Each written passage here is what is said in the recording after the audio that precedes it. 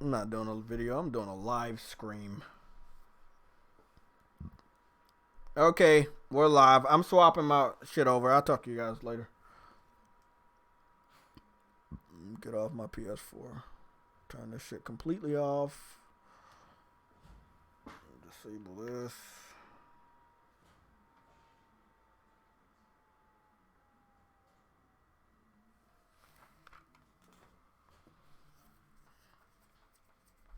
Let's do it. This is going to be one.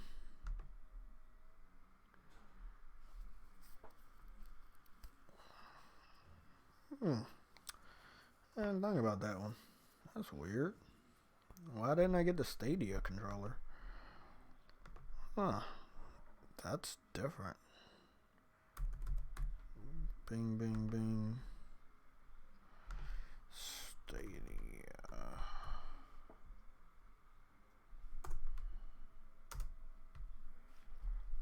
There we go. Stadia controller. Isn't the Stadia controller white? Oh. Yeah, there's the Stadia controller is white. Why is it not compared to that? That's weird. Tons of fucking controllers here.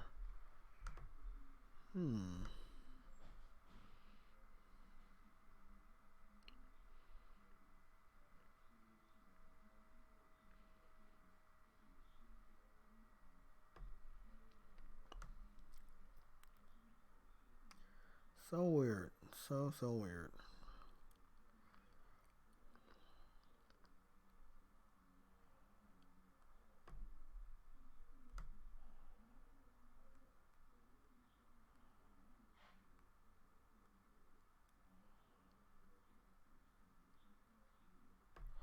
Confused about this one thing here. No, it doesn't seem like it has a mic. Well, let's get started. Got that.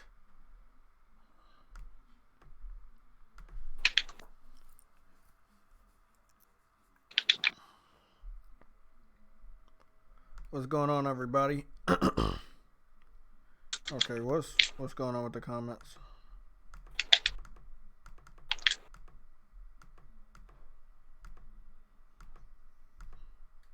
J-Tech.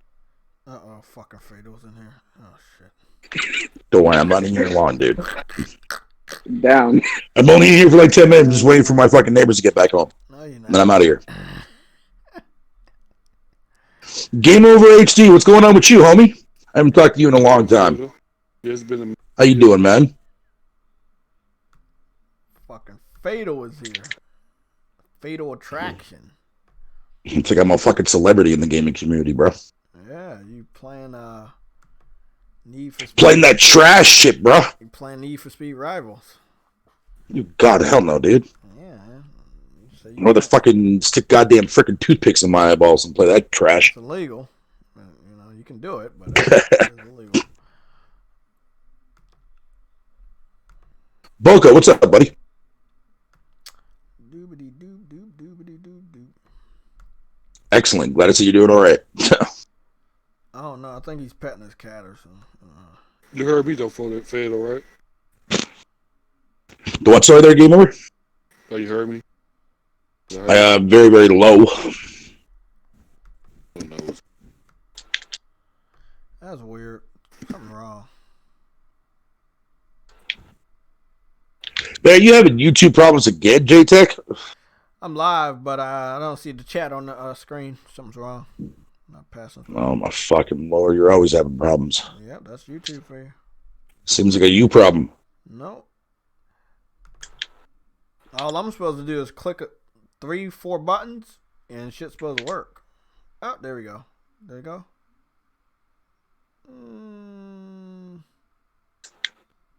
Supposed to be like that. Okay. I am trying. Guys, I can see the comments, but it's not popping up on screen. So, hopefully it pops up soon. Who knows? How you guys doing? We're going to be talking about controllers, Pro controllers, scuff controllers, alternate controllers. We're not just talking about Xbox and PlayStation. We're going to be talking about different controllers from, let's say, Nintendo, the Nintendo Switch, Wii U, Stadia. We're going to be talking about controller size because I guess that matters now. So we're supposed to discredit PlayStation's controller because it looks similar to other controllers. So it's a bad controller now because it looks similar to the controller size that you guys like. So because it's similar to a controller size that people like, it is now a bad thing, but you can still like the controller that's the one that you like. So it's weird. It's good. Okay, there's the comments. Okay. All of them motherfuckers rushed right in. Good shit. God damn. Thank you guys for showing up. We'll share the link. Again, you can do your part. Share this link. Post it on Twitter. Retweet it or repost it over on YouTube, Discord, wherever you want to repost the link. Help me get this word out that we are live. We want to go here and we're going to open this up. So again, I've noticed that, there's some controllers that launch with white, Xbox, Stadia. I don't know if you want to call it white, but it was a cream color, and that was the PS1. So this isn't the first time PlayStation has used the color white to launch a console. That was their slim model, but it still was a different color than what they've been going with lately since the PS2, which was just straight black. They launched a console that was always black with the PS2, with the PS3, and PS4. Now, they had limited edition consoles, ones where the consoles were all white. Controllers were controllers were white, all white. Never trimmed. Some of them were trimmed. Like, I remember the PS4 controllers, right? When they first came out, the backside was black, and it was always black. And then the front of the controller face would be a different color. Then when they came out with the new model of the PS4 controllers, they would not be trim at all. They would all be the same exact color. So again, having a controller trim with another color is not something new. Something they've done before. And I actually want to get that on PS4. But yeah, I want to know what's your thoughts on the controller itself. Have you looked at all three images and not just one image? Let me know how that's going. Oh, my boy Sick Humor here. What's going on, Sick Humor? Jamar Bates. The AI Truth. Eric, what's going on? What's going on, Jesus 95, if that's how I pronounce it. What's going on? How you doing, man?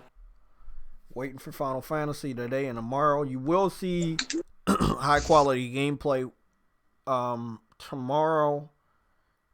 We're doing an early one today because I'm off work today and tomorrow. And I just want to say, if you're still up at 12, I think I'm going to be doing a live stream of my first impressions.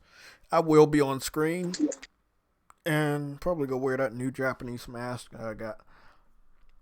Yeah. Oh my God. So guys, look at this. This is a scuff controller, right? It's trim with white and black. White on the front, black on the back. Buttons are black. All the buttons are black. It's not the first time you saw a PlayStation controller that's a different shape. Like I've said, PlayStation has officially licensed multiple controllers that have different shapes. Okay? Some of them have different colors than just black. You can also send off your controller to a professional custom job shop, a customized shop, whatever, and they can customize your controller, have different designs and shits on it. It's dope. We've been seeing this for the last 2 days now, where people are already editing the controller and making it a different color, putting different designs on it. I've saw some amazing controllers. The thing about it is, we know that even when the PS5 controller comes out, there's still going to be third-party controllers that are going to look different. They might look even more like an Xbox controller than their original PS5 controller. But that's something you're going to have to understand. With the feedback of people continuously going to buy third-party controllers, scuff controllers, customized controllers, Sony got the inspiration that maybe they should change the size a little bit and make it even more comfortable.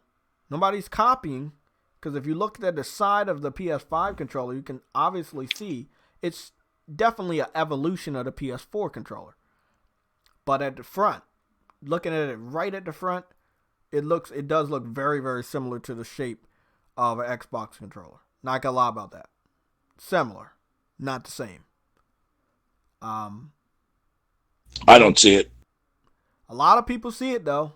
A lot of people see Well, it. a lot of people are fucking blind, so I'm not surprised. So a lot of people are saying that Sony's copying off Xbox, but we got. I mean, hey, that's the thing. It's like, hey, you know the controller's good. You don't want to say the controller's good, so it's copying off the controller that you like. So if it's copying off of the controller that you like, that means deep down inside you like this controller. You just don't want to say that you like the controller. And yes, I know. I never said thought this was going to be a video, but there's too much information that we have to go over to make this into a video. Because there's a lot of controllers that we can go take a look at. It's crazy, bro.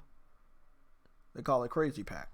I don't know about y'all, man, but I'm actually happy with the actual PS5 design, dude. It looks slick. It looks nice. I like it too, man. It looks kind of sexy, man. It does. I like it. I like the trim because the trim so do I. like So do I. If we get another color, it'll be trim with black or something like that. Bro, it's so many possibilities for customizing this controller. It's not even funny, bro. We have not saw the back of the controller. Straight back. It leads me to believe they could be hiding an additional feature of another button on the back. They could be. It's not guaranteed. Interesting. We have where's the share? Oh, that's there. Red, that's there. PlayStation Legion share screen.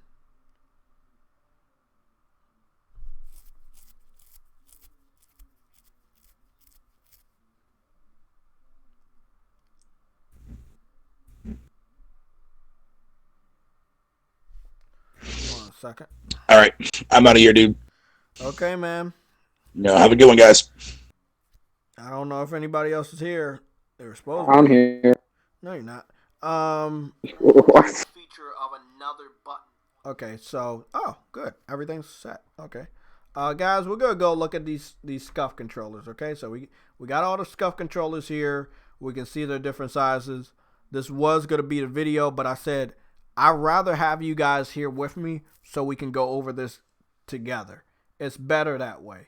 The reason why it's better that way is because we have found out that Adam does indeed suck ass. We don't know why, but these are the things he likes to do.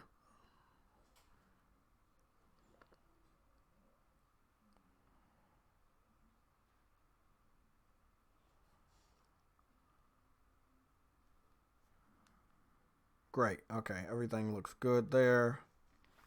Hold on. Do we got the chat section? Yeah, we got the chat section. Chat section is right there. Put that shit big as day. Who gives a fuck? We need the chat. Chat needs to be there. Good. Okay. So are you guys understanding what I'm saying? There's tons of different controllers available to buy, right? They all look different. Button placements are customizable, right? And they do share a size of what the new PS5 controller is going to be like. Why? Because that's the preferred size for gamers, especially when you're a professional gamer. Look at this size. Let's look at this size right here. Look at this controller. This one looks so much like the new PS5 controller. It's not even funny. I'm looking at the shape, okay? Not the button placement, is not how the touchpad looks. Touchpad is still the PS4 touchpad. I definitely believe that the PS5 touchpad is much, much bigger and it's probably going to be more responsive. But, of course, you can see the button movement. That's what button you guys placement. are. Sorry, analog sticks are not right across from each other. One is on the right side. One is where the D-pad would be. The D-pad is where one of the analog sticks will be. Again, there's tons of Xbox fans that needed the motivation to move over to PlayStation. Outside of the games, they worried about not being able to play properly because they like the controller of the Xbox. That's when a lot of third-party, creators, they started making Xbox-type controllers. It's not the first time we saw a PlayStation controller with the same shape. This was going to be really hard to make into a video. I definitely want to continue to put videos on this channel, but this is something I want to talk to you guys about. What are your thoughts on the shape?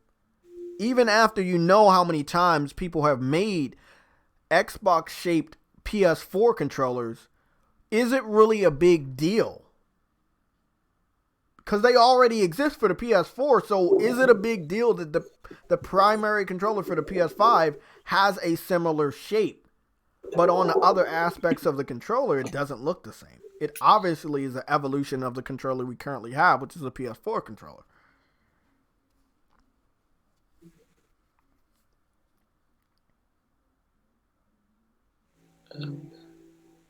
What's going on, Andrew Wilkins? What's going on, man? Boy, Andrew Wilkins in here. Were you streaming? No, I'm talking to Walls. That's my job, bitch. That's my job, bro. Talking Cool, to Walls.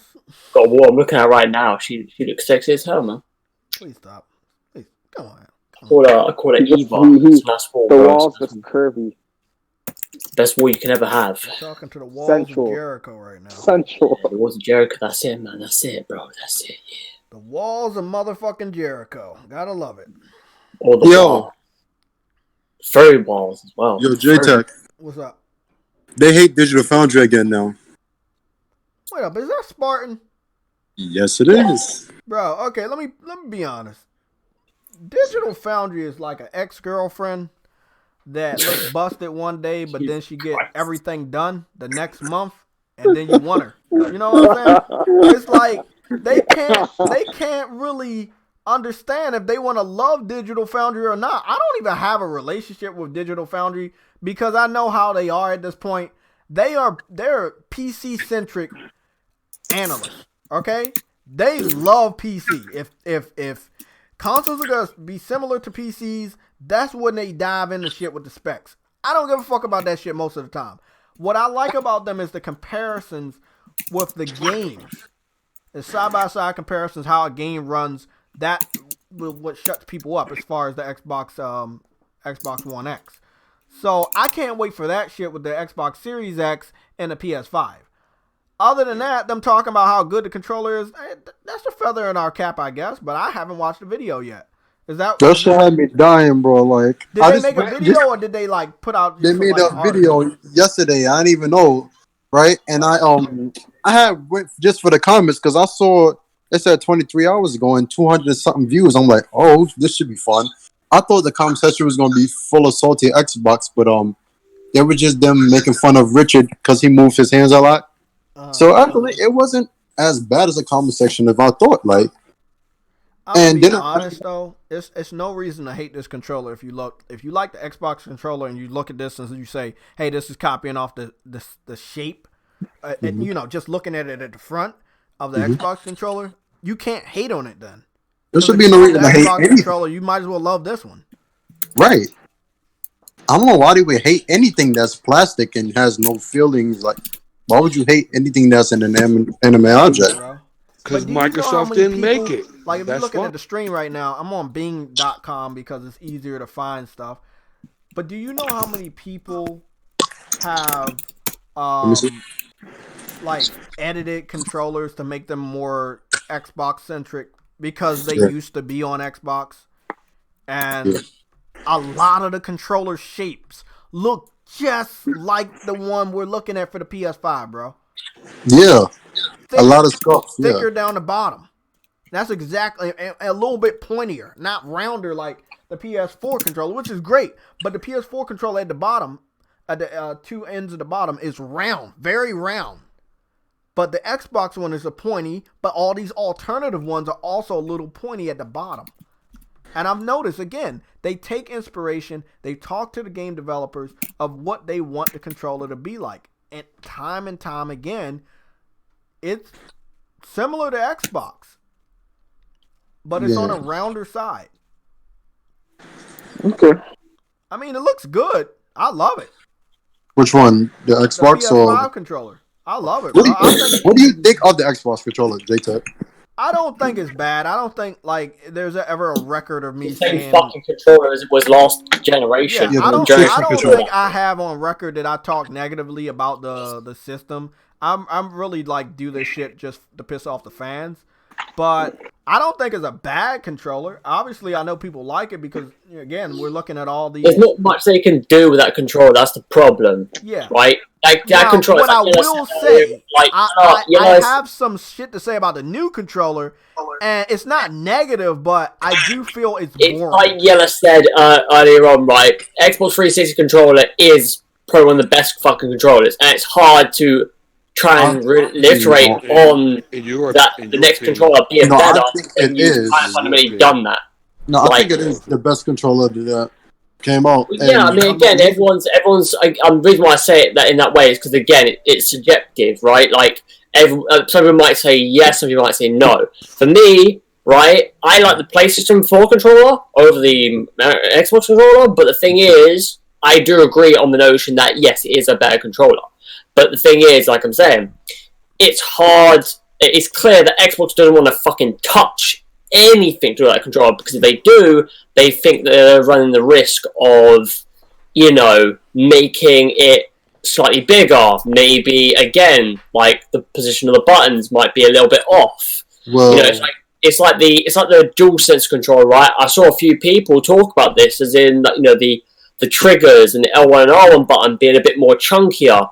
In the what's it called again? The height with the L1 R1. Also, again, the way the shape, the outlining shape of it, and people were talking about is the D-pad and the face buttons closer together, or are they wider, or stretched wider? It's like, Jesus fucking Christ, people, like.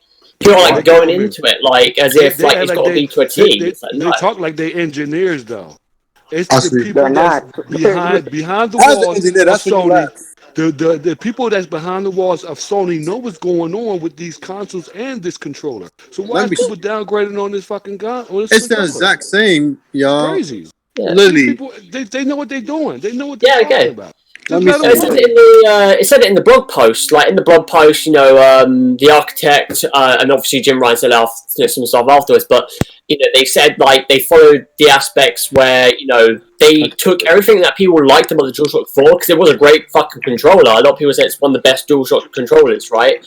And then they're like, okay, we're gonna take what people loved about that controller, and we're gonna add some little bits and pieces to it without jeopardizing that. And looking at the controller, it's exactly what they've said. Like, it looks exactly like that.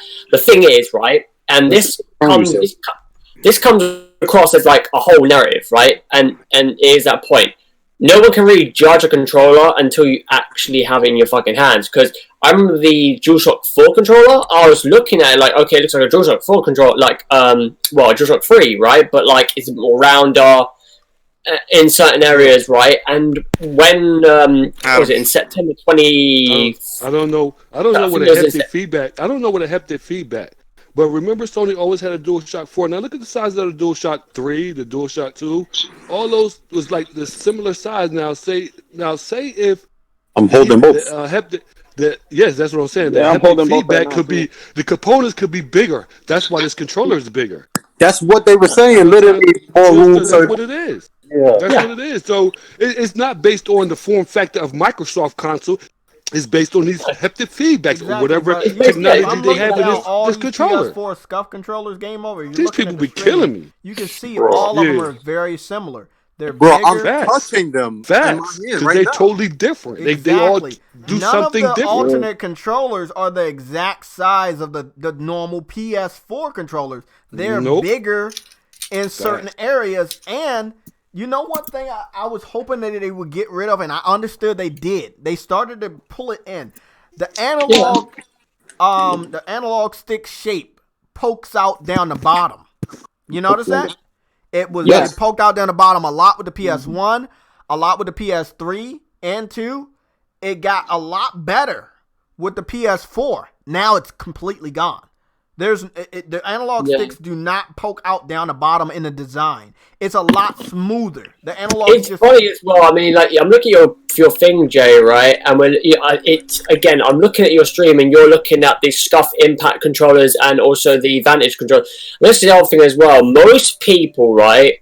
Quite a few people tend to buy custom controllers in the sense of Scuff. Like I didn't get one this generation because. Like every time I was wanting to get one, I was prioritizing other things over it. Like, but next generation, when Scuff will definitely be on that. Like within the first year, I'm definitely going to be buying a Scuff controller. I'm going to be customizing it to my ability, and I'm going to be using that from hopefully for the whole generation, depending on if it lasts or not. But it should do anyway. But yeah, like I'm saying, like a lot of people tend to go up for, if they want to splash some cash and they play a fuck ton of games, people tend to go with the custom controllers, which, I'm trying to remember which one it was. I think it was was it that one? Or was it, no, I think it was the Astro one, the latest Astro. The Astro C40. You can swap out was it where you can put the thumbsticks instead of, like you can do the Xbox controller. It's the Astro C40 TR. There you go. That's it. I got it. Yeah, man. It's like, I mean, based on the controller, man, it looks really nice. I mean, I can see a lot of people, the whole two-tone thing threw a lot of people off. It threw me off. But, like, I've seen a lot of people say this, and I agree on it. And that is, the more I look at it, the more I like it. And it's like, yeah. Like, cause you're starting to understand, like, it's like Sony said, what did he say? It was like evolution over revolution or something like that. Like, and that's literally like what that's been. It's kind of regurgitating that sense on this controller. It's, it's just clear. Like, they are trying to go to this next, they're trying to sort of not just make the leap in power like that. They're trying to make the leap in the hardware as well. Revolutionary. They wanted to try something different. So Mark Cerny, I guess Sony just told them, like, do whatever you want to do. So he came up with this idea. I mean, it's like I think some people mentioned about the light bar as well. I think somebody mentioned about this, the light bar, like, because obviously the light bar is a factor of PSVR, but the thing is, I think the reason why the light bar is like this now, right, is because the VR uses the gyroscopes. Like, developers are using the gyroscopes more than the light bar. So they're able to kind of get rid of that whole light bar at the top and put it on the sides and kind of make it. I kind of like the aspects of where it is right now. It kind of gives that look. It's obviously shouldn't be taking up much power because it's not big. No. Well, you've got USB-C now. That's the thing. You've got USB-C, so you're fine with that. Yeah, but look, that's what I'm saying. Okay, with the analog sticks. Okay, hold on. Have a look. The funny thing is, we knew about this shit like last year in the fucking Wired articles, and like some people obviously didn't know, but some people did, and it's just crazy to see, like, obviously we finally got a look at this. It's like, damn, like, I mean, yeah. This controller's starting to grow on me. Like, I'm looking at it right now. What controller is that? The PS5 controller. It's starting to grow on me. Before I wasn't fucking with the color scheme. You want to know why? I'm understanding it now. Because you're a like fucking kid, okay? It does grow on you, though. I ain't gonna lie. It really fucking grows. Kissing your cereal. But just imagine everybody expecting that they was gonna do an all black controller. It's like I said earlier on, bro. Like when I saw this controller. And this was in our Discord when I saw this shit the first time.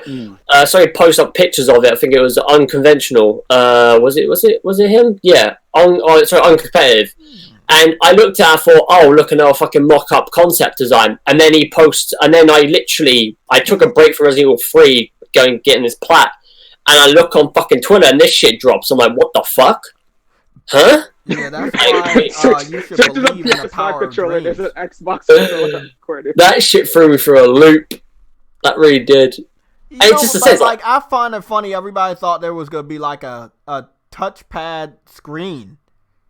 Like all the concepts kept saying that. Like I talked about it, and fuck dealer and fuck Cult, fuck those dudes. But the fact of the matter, they kept using fucked up concept art to try to make it look like that's what it was that's how it was gonna be. Yeah, but like, they're looking at that in the sense of patterns, man. How many fucking patterns did fucking thingy put, like PlayStation put up so many fucking patterns of like different like aspects from the controller to the actual console services, and it's like, do we actually believe every fucking pattern? No, because it's just what was funny though is I got some images we're gonna look over real quick, guys. And the concept art for the dev kit, that was funny. Because everybody swore that's what the PS5 was going to look like. It was going to look like the dev kit unit. But the whole time, it was a dev kit unit. It was not the system. And then the controllers that we saw with the dev kit, we thought those modified controllers were actually the final design of the PS5 controllers. Again, everybody was wrong. Like, there's been so many people wrong, myself included. It's just crazy. However, the people that continue to go with these rumors and shit, those are the people that are just fucking stupid. You know, this just shows that they just started this generation. No, it just makes sense that they just start gaming this generation. Because if you look back at the PlayStation 3, the PlayStation 2, none of the dev kits look like the final kit. They never look the same. So why would they jump to that conclusion? Like, because idiots. You want to know why? I'll tell you exactly why. Because the Xbox One X damn near looks the fucking same.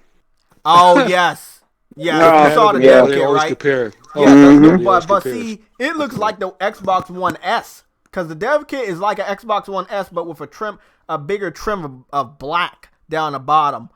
The whole thing's white. It has a little monitor for all the specs and shit. It looks literally just like the system.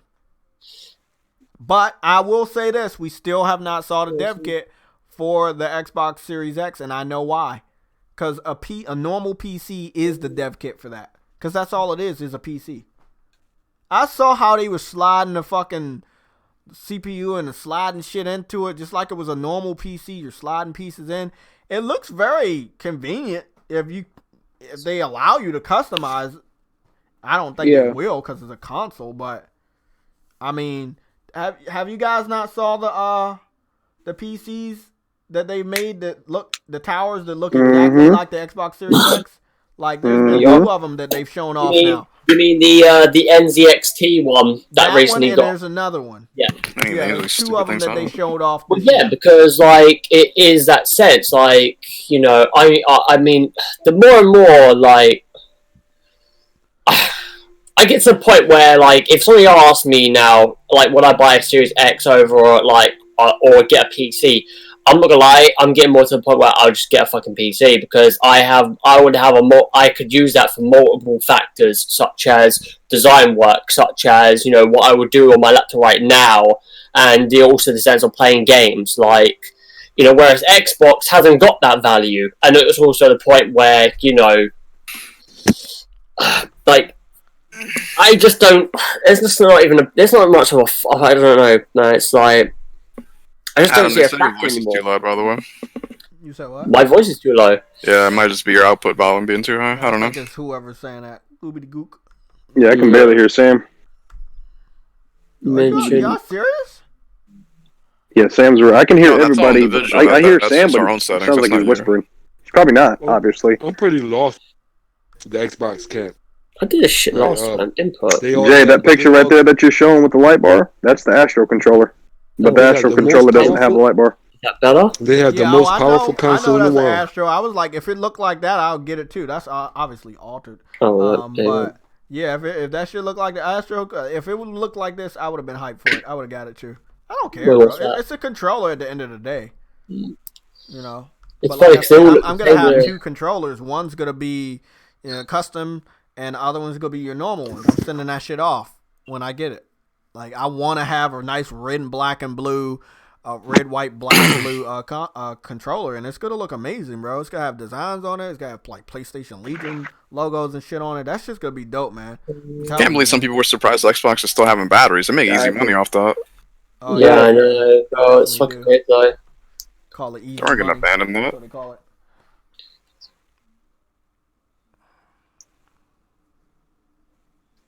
Yeah, man. I mean, you know what the thing is about that battery thing, though, Sam, man, is that like fucking they've been doing this for now. Dual Like this, sense will use the power of your. it's just fucking bonkers, man. I mean, most people would go ahead and get fucking rechargeable batteries, right? But like, You got people that defend it, so that's how they bro, know. like Just, we're in the year of 2020, man. Like, yo, like for fuck's sake, If I'm not mistaken, Sony's been doing rechargeable batteries since 2006.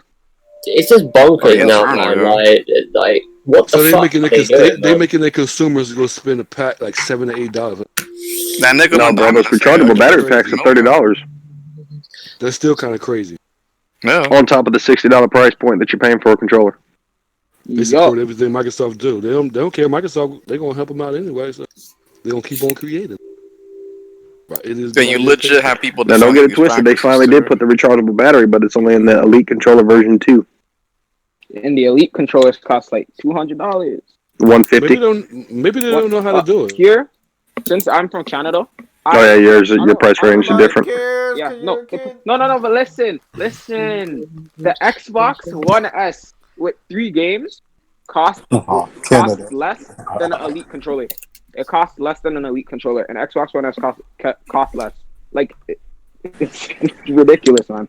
And niggas will buy into this pack. The Xbox One S, does not cost as much as an Elite controller here. How much Elite controller cost? $150. It's $150 in the United States. Over there in Canada, it's probably $200. Yeah, Amazon is $229 right now.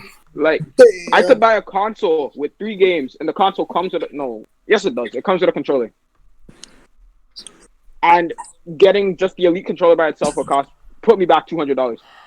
Why am I on Animal Crossing IGN? Because that's not where I wanted to be. Why the fuck you on IGN? Why are you on I don't IGN? like going here, but I'm just here to see what they're going to talk about with the controllers. This is probably my first time in a few years. I can't stand these motherfuckers. If y'all wanted to know why they blocked me on Twitter last gen, is because I think I told one of them guys the truth about PS3, and I don't think they like that shit. Everybody know Colin and Greg were the last PlayStation defense on IGN. That is pretty much it, bro. There are not a lot of people there anymore, man. Yeah, the other ones is fraud. IGN blocked you? Gamers. Like, Yeah, dude, IGN blocked me. IGN blocked me, bro. A lot of people blocked me. Who didn't block you at this point? You know, Jason Schreier started blocking me and then went down my list and blocked anybody associated with me. There's a lot of people I fuck with on Twitter. They say they got blocked by Jason Schreier. I'm like, damn, bro. Just for associating with you, niggas get blocked. Bro, that shit was fucked up. Okay, but look. Here we go. It's a good picture. I might be able to open this. No, I can't open it. Fuck, man. What the fuck? I want to know why nobody made fun of the name of it yet. That's shocking.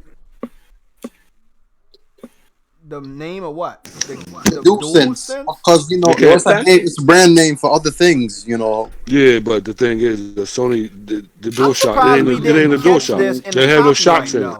Like, I thought they would have filed a got that copyright haptic and we would feedback have figured out that they were going to use this name, but I don't think we caught that. Like, any news outlets, did they catch that they were going to use this name?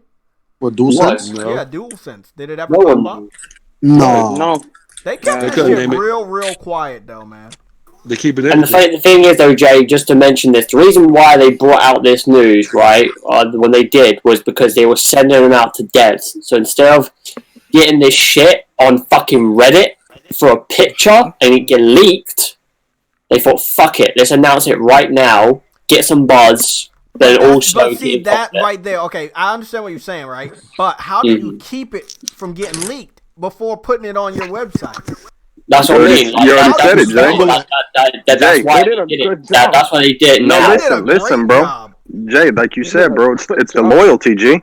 Bro, it's the loyalty. High quality image, NDAs, bro. NDAs is being signed. NDAs is being signed as well. So they can't. And Sony big too. So did y'all check out these riggeds at the back end, like grips, little bit of grips right here? Well, on the bottom, the back is a different. Yeah, where your fingers go. Yeah. Yeah, I seen that. They've really good. They've used different rubbers and materials, especially for the thumbsticks. The thumbsticks textures are different to the PS4s if you look closely, as well as the triggers as well. Those look like the Xbox One. The grips around it that look like tires. Yeah. I mean, obviously, it's still it's not obviously concave thumbsticks, but I don't give a fuck about that. Okay, obviously, so as well. One thing I wanted to know is that we got all these other images, but we don't also, know Jay, I don't know if you just to mention Jay, but just before, right? I don't even notice this, but you see, you got the picture up right now of the back buttons, right? Yeah. Yeah. You're looking at it right now, right? You see the back buttons? Yeah, I see. Yeah, you see the D-pad, right?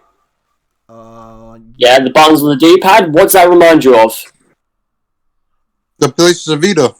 There you go. Yeah, it's clear. That's what the PlayStation Vita lives on in everything. Like the PS4 controller, literally the touchpad came from the Vita. Who helped design the Vita? Mark Sony.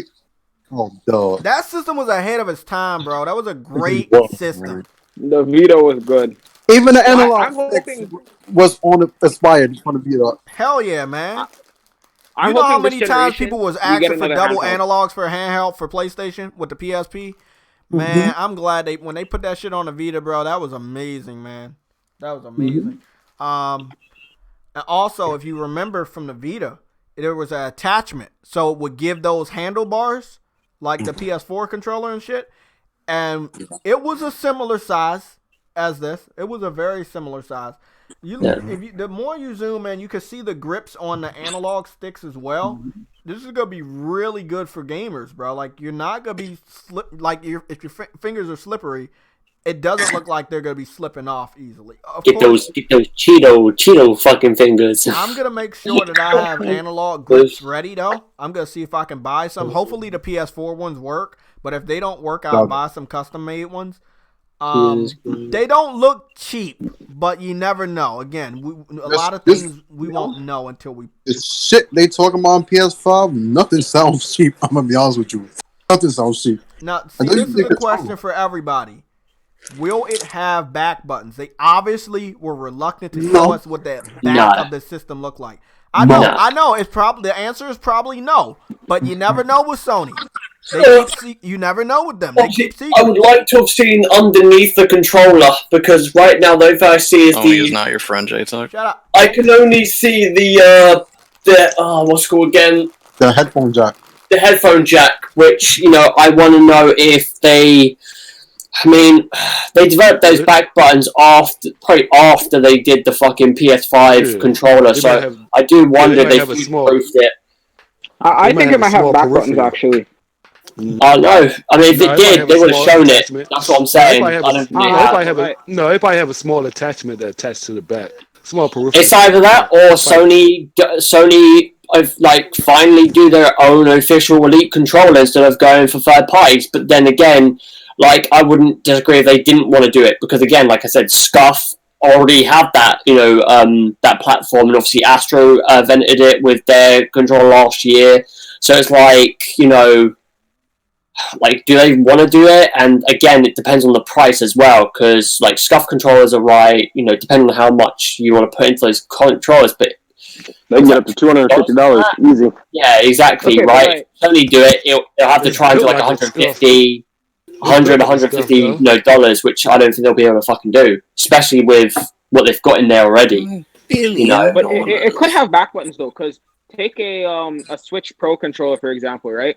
Yeah, they're in the back of the hand where you put your hands. They're in the back of those themselves. Yeah, so they could. Them back there. And it's just the thing is, if they actually had back buttons on this controller, like one that we're looking at right now, they would have fucking took a picture of that. They would have shown it off. Cheap, though. That's true. Yeah, they might just have a peripheral later down the line. Exactly, they could preview it later down the line. Yeah, exactly. I mean, again, if they do it, they do it. The thing is, though, when they develop in these type of things, they think out years ahead. How they gonna plan shit out before they even think about putting the parts in the building. Yeah. So I mean, they well equipped of knowing. Do we?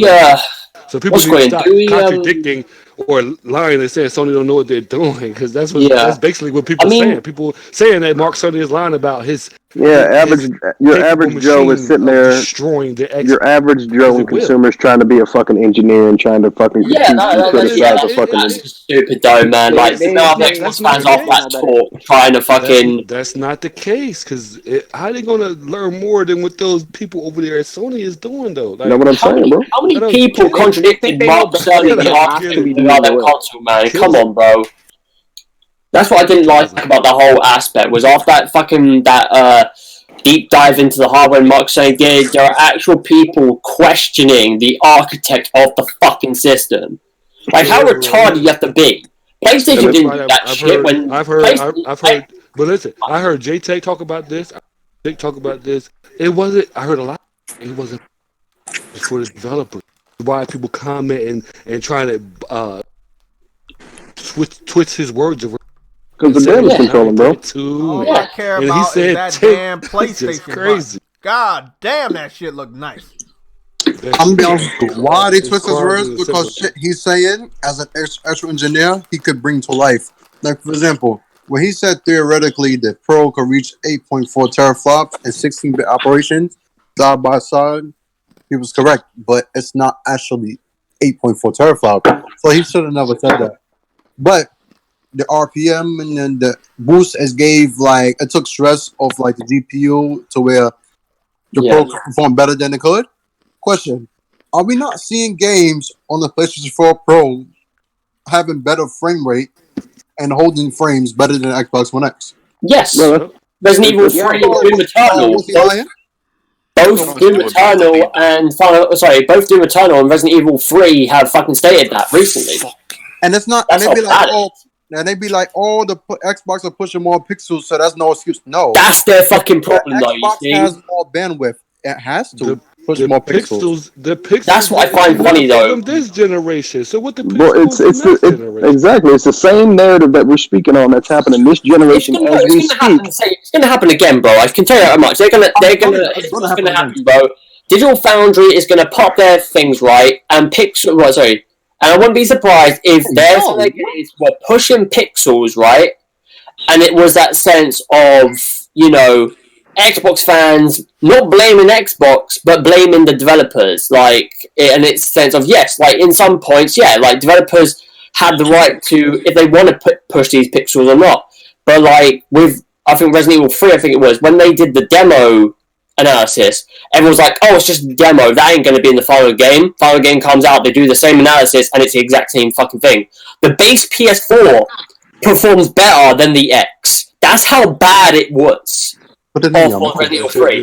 That was fucking tragic, bro. No, check this scenario. How fast that Microsoft... You can see how, when Mark Cerny came out and gave his presentation, how he tried to break a little bit that way. We still don't know a lot about the PS5 or the Xbox. Series X. But it was the way that their architect was breaking it down. It seemed like it's very similar to the X, but with a higher teraflop. That's basically what it is. It's not innovative. You can see the passion, where you can see the passion and Mark Cerny the way he was speaking. I have a question for y'all. Like his glasses. Yo, y'all watch Craig? Y'all watch Craig channel? Yeah, I watch his channel. Do you remember when Craig said before the X came out, he was like, "Okay, the X has power. Yes, it does, but he said it would be a little bit more powerful PlayStation 4 Pro." I'm gonna be honest with you. The Xbox One X is a more powerful, not that much, PlayStation 5 with a slower SSD, but the same amount of RAM. They have really the teraflops advantage. That's literally it. The CPU, they have a higher clock CPU, of course, but in action games, they're going to be identical. Watch. I think they're going to be identical again, just like developers, man. And they did innovate with a velocity for their system, like based off their Windows-based architecture. So they innovate with that, incorporating DX Pro. So they did do that, but overall, coming together, I think Sony redefined their whole PlayStation setup. And the last time they did that was PS3. So I think at this point, I really think it's going to be a repeat of this gen. More seriously now. Again, it all depends on the. I think Sony gonna come out with some. Oh yeah, the 360 controller definitely better. Realistic. They're gonna come out with some photorealistic. I mean, we've seen Hellblade, right? You see, because they got a while back they said they had a graphic. Sony, like from one of their photorealistic, yeah, they got one of those chips in there too, but he never talked about the latest presentation. That's ray tracing, bro. No, he didn't say nothing about ray tracing. You mean the photorealistic processor? Chip or something they was talking about. That was ray tracing, bro. Hollywood special effects processor, that's ray tracing, bro. I mean, listen, but I mean, was it on that same day when they were obviously when PlayStation dropped the controller? Obviously, inside Xbox was going on, and the one thing I found hilariously funny after when that ended was that I saw a lot of people talk about the fact that Grounded is going to come out as an unfinished game, and they want the fans that buy that game to help them finish the story. That sounds delightful. I'm not being obviously. This is a small team working on this game from Obsidian, right? But if that's the sort of games you're making for that sort of power console, you're kind of. I don't want to be that person to question it, but I am. I'm about that. Okay, you got to be nice on Grounded because Dreams is doing the same thing. No, Jay. You have to question that. But then too, they could say Shenmue 3 too did it. Yeah. You know what I'm saying? They come out and say that shit. Let me put it this way, right? You have to question that shit. Look, hold on, Em. Because I know about this stuff. Let me finish eating these animal cookies. Hold on, man. You fucking idiot, bro. Yo, what the fuck? Okay, look. That's bad. That's really, really bad. What? The whole thing about a passion project is that you have been working on it for a while. That means the story should have been done. Yeah, I mean, like, even with, No Man's Sky, I mean, like I said, it was a passion project. His thoughts was ambitious, but he couldn't do it at first, so I get it, but... Man, but did he eventually do it? Yeah, God No damn. Man's Sky has evolved into something amazing. We should expect their passion projects. So when they say passion products, would they come out like Voodoo? Passion project is like fucking Death Stranding. That's what that fucking is. Oh yeah. Yeah, it's what you want to make. But wait, hold on. What you want to make. The funny thing is, a passion project is what but you want to make. But they can't put a story for a game they want to make. Well, question, no. You said, no, a passion project is what you want to make. They said they want us to make it. So that means they're lying. Just like... Yeah, exactly. Yeah. This isn't their big game, though. That's the thing, right? Apparently, they've got another team working on a big AAA game. It could be Outer Worlds. I can believe that. It could be anything else. But Obsidian, again, I'm sorry. Like, just like Ninja Theory and Bleeding Edge, right? They made that. Then they're making the research and development game, the Mara game, and then also Hellblade. And then they'll fundamentally flood all what they've learned from those games to the big AAA game within the next 3 to 4 years, right? But again, it's that sense of, again, if these games don't perform to the extent, right, you're wasted your time, or again, you're not using the resources, shall I say, in the right manner. So with Grounded, with Obsidian, we know, right, they've made some really good RPG games. They're fundamentally good at what they do. And, with Outer Worlds and obviously Fallout New Vegas, right, you expect them to go ahead and make the next big game. But instead, they've split off to a smaller group and a bigger group. And it's like, if that's the game that you're making, and then your big group's making this bigger one, wouldn't you not just be like, fuck it, let's just go ahead and make, why are you creating more work for that notion? It's like Bleeding Edge. Like, I've talked to Fatal about this a few times. Like, I don't see them supporting Bleeding Edge for a long period of time. They'll have a small team working on that game, but eventually they will all just be like, fuck it, cut it, we're going on to our big game. Because that's what they'll have to do. It's all about the funding. You have these games coming. They ain't got enough funding to back them to go up higher, or the graphics, or the aesthetics. So they got to deal with what they got to deal with, and then they're gonna come out here and ask the fans to help them build the game. Microsoft's supposed to be helping you fund this game. Go in their wallet and get some money. No, come out here and ask the gamers. Wait That's a minute. what they're doing, basically. How do you reach 2 billion gamers by not asking them to pay for it? They basically ask you for money that whole inside Xbox. Think about it. Even when I was watching Six stream when he talked about Xbox, when they talked about games would be free on Steam, but if you're on a Windows store and have Game Pass on PC, you have to pay for Xbox Live. And then this happened with Grounded. You got to pay. And then they was talking about Game Pass perks. When you getting shit in the game that you already get for free to play games, you have to pay for Game Pass to get them shit. So I'm like, bro, this whole inside Xbox was like pay, and you get low quality shit. I'm like, how are y'all okay with that? Like literally, Xbox or not followers. But as a gamer, right? You look at fellow gamers, when you feel like they're getting cheated out of, you say something. How do you sit there and proudly accept less? They're happy. When you pay more. It's gutter trash. They love it. They like don't. That Game Pass. They do not. What they like is the idea of bragging rights. It's not a bragging rights. It's not a bragging rights when you're getting less.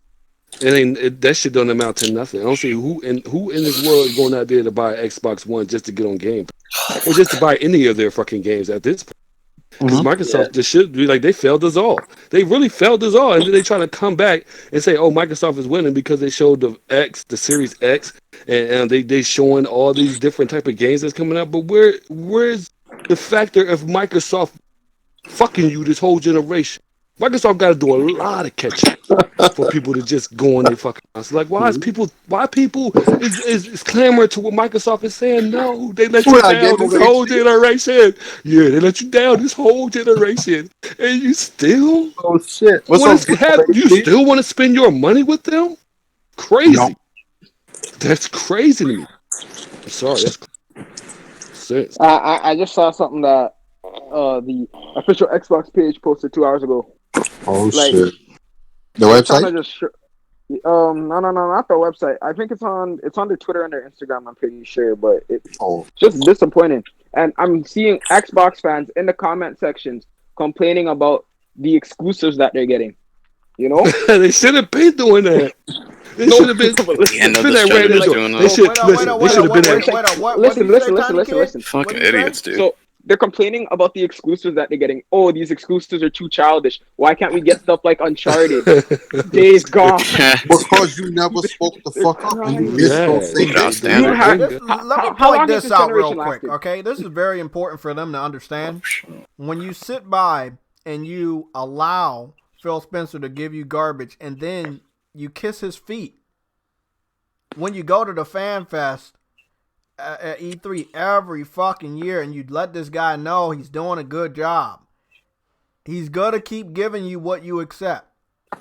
So it's way too late to say, we want this, we're tired of what you're giving us. You've been letting him know it's okay to give you guys garbage. He's not going to change. He's not going to change. So he's always smiling. Game Studios is not going to change the type of games that they're giving you. None of that shit changing for a long time. Why? They don't care about potential sales, OJ, anymore. They care about users and ecosystem now. I know that. No, that's what I'm saying. I'm just talking about the quality of the games they're getting. Expect, again, what you're getting for quality-wise, expect that sense. But not saying completely diminished, but at a lesser rate. This goes back to another argument, though. Instead of port begging, Sony, go talk to the people that are in charge of your console. Why are you're port begging for games that we have when you could actually do something for yourself to get better games? But you sat there and you let them keep releasing shit. Oh, that's on you. The thing is, too, though, Microsoft will come out with those. They say PlayStation. Microsoft will come out with those too. Once they Microsoft got these developers. The developers gonna create this. So that's gonna be like what 4 more years from now. So by then, Sony already dominated. We don't know what Sony is. So we all blinded, and as us being PlayStation gamers, even known when Sony been giving us the whole entire generation and other generations before that. So now they're saying everybody go switch to an Xbox Series X to buy one because when Microsoft coming out with these games, that's what we see. I invested too much time in. I mean, I don't knock nobody. I only have for PlayStation.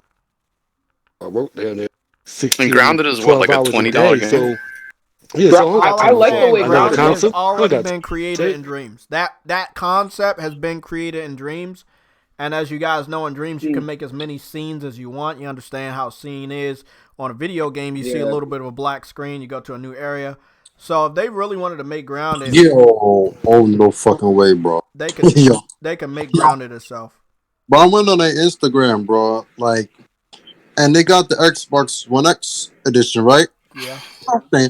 Somebody said, Phil, thanks, but make better controller, please. And then another person said, how about the in-game footage of Halo Infinite or enlighten us about some... See, that's a smart person because he's legit an Xbox. There we go. The next person said, I want crossplay with every new game that comes out. Next person says, enable custom gamer picks. Then it said, can you make Call of Duty discontinued? Why? What? You don't have no faith. The last one was good. Wait up, the last one is what about Call of Duty? Can you guys make Call of Duty discontinued? How, nigga? That's not even there. It's like, bro, they think of Phil Spencer as a god, bro, and they need to calm down. They really need to calm down, bro. They don't even have. Yeah, Jay, they calm down. They don't have the face of Microsoft. They don't have the face of Xbox. Yo, crazy. Bro, said, can you make stretch resolutions so PC no black barriers? Like, are they trying to ask him to bury the PC ports of games? Yo, has there even been any news about Halo Infinite since they announced it? No, that's the thing. Like, you legit saw that one clip, bro. That's it. Ever since that reboot shit, we haven't seen nothing. Like, and that was worrying because remember, those was the first amount of delays was about Halo Infinite from last year, and we know it wasn't coming out last year, but that it was delays that it wouldn't come out this year. But they saying it's going to launch with that anymore. How you notice they haven't said it no more? All they've been saying is the Xbox Series X will come out holiday 2020. There's nothing about Halo. I don't think it's going to get delayed though. Phil the God. Oh my fucking God. Battletoads that Phil. The only two I'd say, in my opinion, the only good exclusives from Xbox would be Gears, because that's somewhat stayed consistent, and currently Sea of Thieves. Actually, no, Cap, you're right. Forza. I know what I said. Only Forza. Tiny kid, Sea of Thieves. I'm a youngster. But like, listen, Forza and Gears, because Halo has had a dip in quality since 4. It's just since shit. ODST, actually, since Reach. For like Call of Duty. Reach was the last good game, but in my opinion, and this is me saying that. I've never touched Xbox unless I was at a friend's house. And that's a fact, bro. Halo game. I've never literally like just got an Xbox till the Xbox One X. That was my first ever Xbox I ever had, and I only had it for times. So, but then only time I would go because my homie like kindergarten days, he had the original Xbox, so play on that. Wants to read out a donation. Halos and all of that on there. You can read it, Eddie. You can read that donation. Oh, but what I'm getting to from that statement, they only have. We really got a donation? Because I'm. Yes. Oh, I'm not joking. Can somebody read that off for me? I'm looking at the. Whoever was talking, go ahead. Okay, it's from True Witty. He said, "I left a screenshot comment in the Discord from a bot, and he did. It's in the other Discord, PlayStation Legion, and he's giving you a comment above him and Mega Drive conversation." And it says, from Mega Drive to Truity, dude, Cerny only talks whatever he wants you to listen, and some blind people believe that like sheep. The Xbox Series X not only has more teraflops, but also more compute units, pixel shaders, higher memory bandwidth, bigger bus bit, more ROPS. Is clearly obvious. That's why Sony overclocked the hell out of the machine at the last minute in desperation in order to narrow the wide gap between them. So that means there's not a gap. That developer talk was a bunch of crap. Watch when next gen games are both compared side by side. You'll realize what I was talking about. You know, I got it on screen. Thanks for reading that off for me. I hope they understand that if they keep relying on multiplats to be their mainstream of quality games, they're doing it wrong. You understand what I'm saying? You can ask me 8 years, 9, 10 years ago when I was gaming on PS3, I hated multiplats because I knew early on that's not the definition of the quality of this system. Those are not going to be the developers that show how great this system is. I knew that all the way in 2008. Okay? If you are an Xbox fan and you're still saying, wait until we see comparisons with the same game that's on your platform and on my platform. What? Are you really buying an Xbox to play the same games that somebody else can play? No, me and Mega Drive cool. Like, we used to go back and forth. He's an Xbox dude, obviously. And he's very defensive of Xbox. Me, I'm cool, but like, I just think that he kind of does it a bit. Like, he really believes hardware is really everything. I don't think they realize how specs, you can have all the better specs in the world, and your shit will not perform better. For example, who here has an Android phone? I do. Yeah. Okay, I have an iPhone, correct? Yeah, good way to get. Yeah. You can see Androids will have more GPU power, more CPU power, more RAM, everything, and still get outperformed by an iPhone. Do you know why? Plus, one is optimized, two is optimized, and plus the software and hardware works in tandem. That's how the PS5 is designed. That's how the I believe 3 was designed, but they kind of fucked up because of the cell. But like, it's basically built around one system, like one OS. Everything is working together. Yeah. That multi-cloud shit is gonna fade away. I don't think people are really gonna get that. I think people don't realize Microsoft knows that the gap is not as big as they thought. Microsoft knows multi-class would probably some would be better on theirs. Notice they're not saying the world's most powerful console, and they bought more studios to showcase what they could do. Their initial marketing for the Xbox Series X so far has been first party. And if you don't believe me, you could check Halo Infinite, and you could check what he did when he showed Hellblade 2, Project Mara, the little Forza in the trailer. Everything was first party for the Xbox One X. So when people say multiplats, I don't think y'all really paying attention. Microsoft doesn't even see that shit no more. They see first party games to show off their system. And if you watch the marketing, you've noticed, like, people keep saying, watch the multiplayer side by side. Nah. There's a reason why they're saying teraflops ain't everything right. Because after Marcus turned his deep dive on the PS5, I was waiting for Phil Spencer tweet saying even if the most powerful console in the world, but it never came out. And they never said it's true. Like, they're not saying anything. Well, look, they have those hot words, right? Those attractive words. And I'm not disagreeing with you guys, as you already know, but they say right here on the website, it says most powerful console.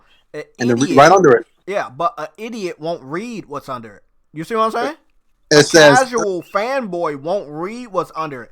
They'll take this message, obviously because it's in bold and it's bigger than what's below, and they say, okay, we got the most powerful console. You see what I'm saying? They do that. Microsoft has done this since last generation, bro. When they play dirty like this, when they know that the people they're marketing their system towards is too stupid to read the fine print. Mm-hmm. They do this shit all the time. If you look underneath, it says Xbox Series X is our most powerful console ever, not the world's most powerful console. Now look, you know what the Sony specs are. You had over probably almost a month now to change your slogan. Why haven't you? Shout out to Six. If your system was truly the most powerful next generation console, why haven't you talked about that? J-Tech? Because they don't want anyone getting on their ass about it. Because it's probably not true. Because it's inaccurate. No, they changed it, Jay. They changed it. Look at that shit. it said something else before. Yeah. It's not saying. Everything's still there. Game over. At the top it says the new Xbox Series X, fastest, most powerful. That's it. Wow. Right, but where it says our. Oh, that part is right down here when it says the most powerful console ever. It says Xbox Series X is our most powerful console ever. Yeah, they have. But like you said, they're not still there. At the top, they're only going to read the bold though. Yeah, exactly. They're only going to read the bold. That's the point. They're only going to read up here. And it's they're not going to look at the specs or what's in it. They're telling you it's the most fastest doesn't mean the developer of the other console and everybody else, all the other developers, telling you that it's actually not the most fastest console. It's their most powerful and their most fastest console, but it's not the most powerful console, most fastest console in the world. Okay, so they would have been put that slogan out there. They wasted no time with the Xbox One X, right? Jay, they posted on the IG account. They did post the chip where it says the fastest, most powerful Xbox console ever. Again, it ain't post console, just in general. Exactly. The most powerful, most fastest, next generation console in the world. And that was like March 16th. That was like literally after the PS5 deep dive. I think it's today. They still ain't say overall. I think because like with the X, like I said the other day, they had more RAM, they had more bandwidth, they had more shaders, teraflops, and their CPU was cocked a little higher. This time, they're equal in RAM. The PS5 is able to access more RAM. It's able to render in more shit at a time with the SSDs to take a load off the GPU. It's faster than the Xbox X, obviously, still. Even at 10% drop, it still would be over 2 gigahertz.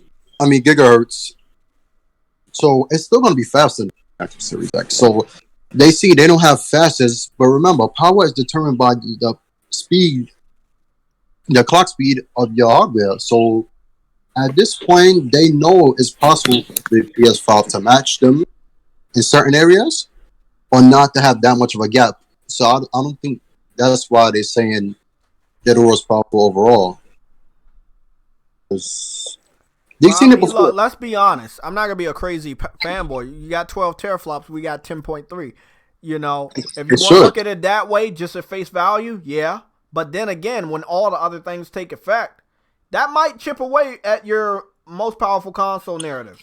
That's what the Crytek dude was saying, because like you have shaders, rough, all of that shit.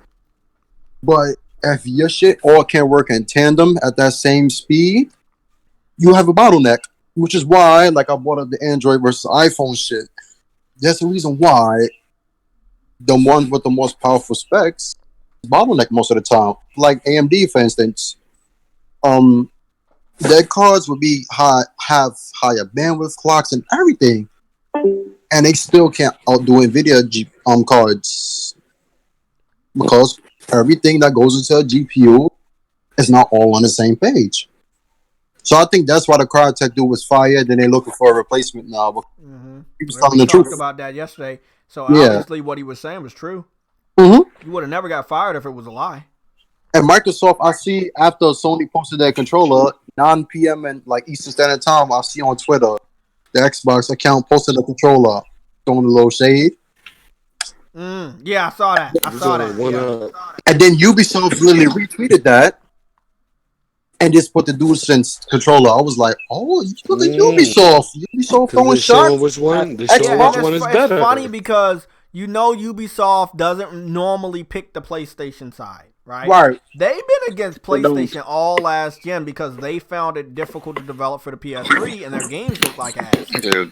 Yeah, I remember that Assassin's Creed was supposed to be exclusive. I will never forget what they did. Towards the end of the generation last gen, it was an article where somebody from Ubisoft spoke up and they said they need more power. They can't do what they want to do.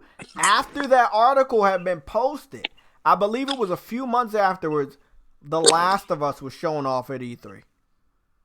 And it pretty much slapped the fuck out of them about what was possible on the PS3. And after that, I completely hated Ubisoft because they were lazy, obviously. They're still lazy. What happened next, bro? Yeah. What happened next?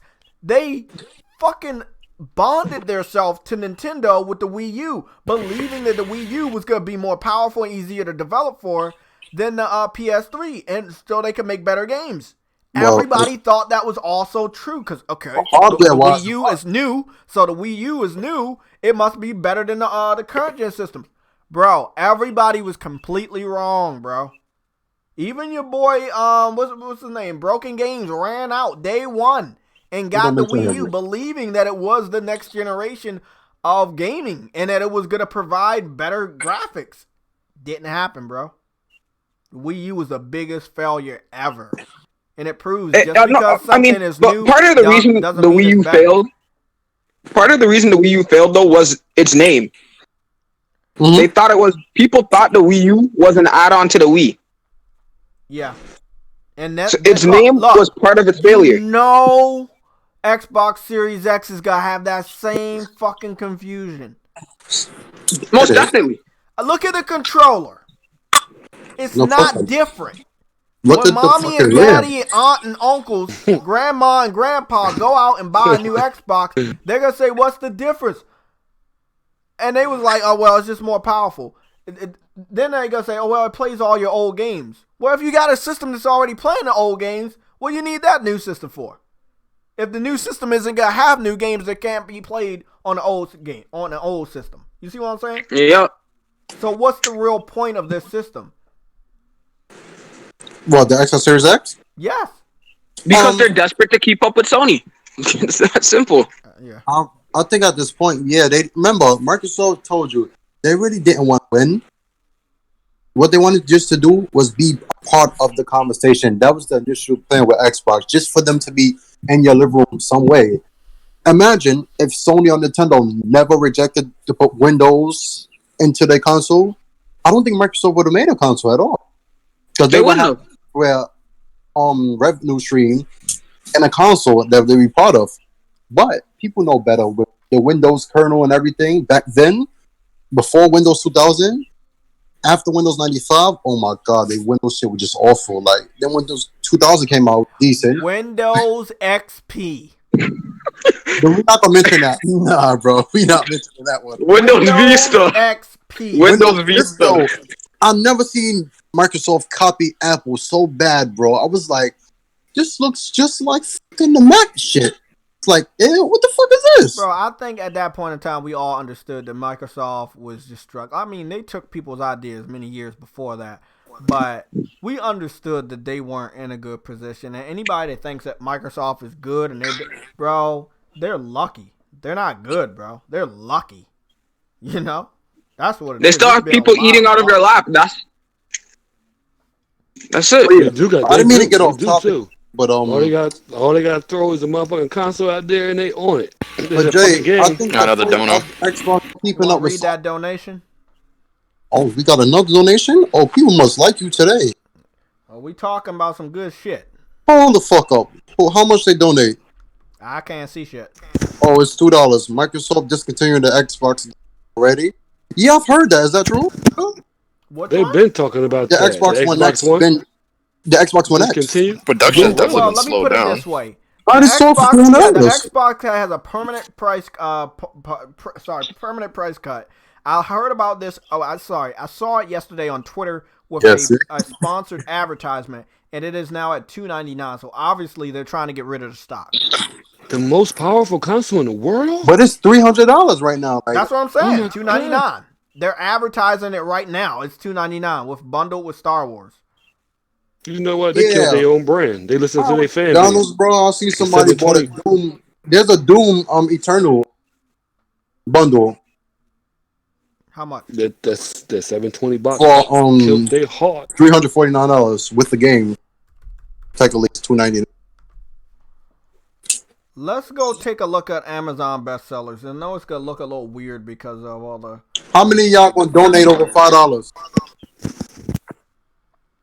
Okay, here we go. Somebody in the chat, donate $5. Well, you trying to get Game Pass subscription? I don't even have Game Pass, bro. Okay, so here we go. The top games We're not gonna consider the cards, but if you go look at the $10 cards, it's PlayStation, Xbox, Nintendo.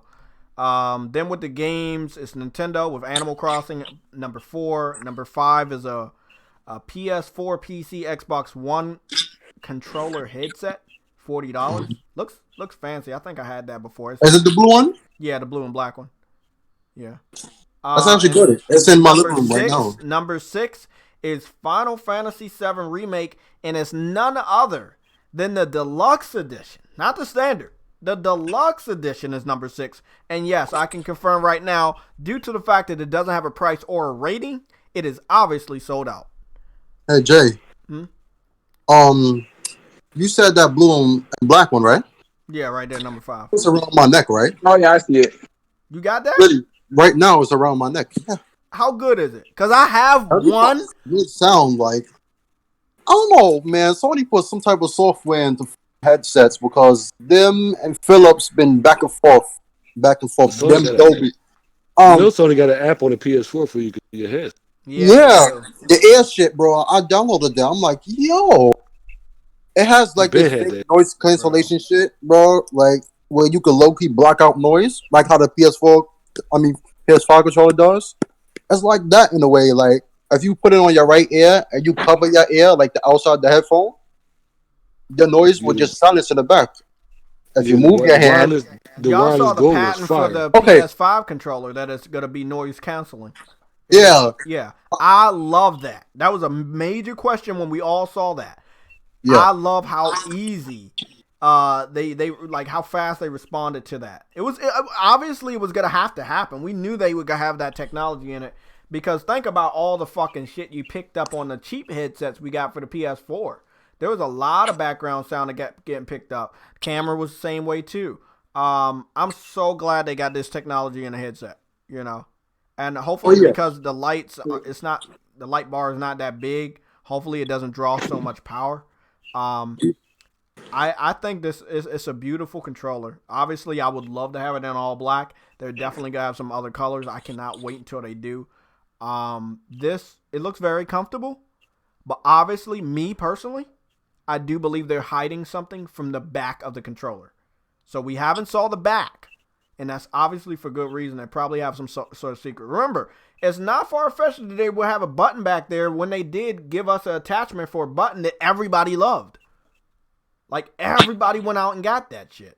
That shit was, I think it's permanently sold out. I never was able to get one. I wanted one, but I never was able to find one.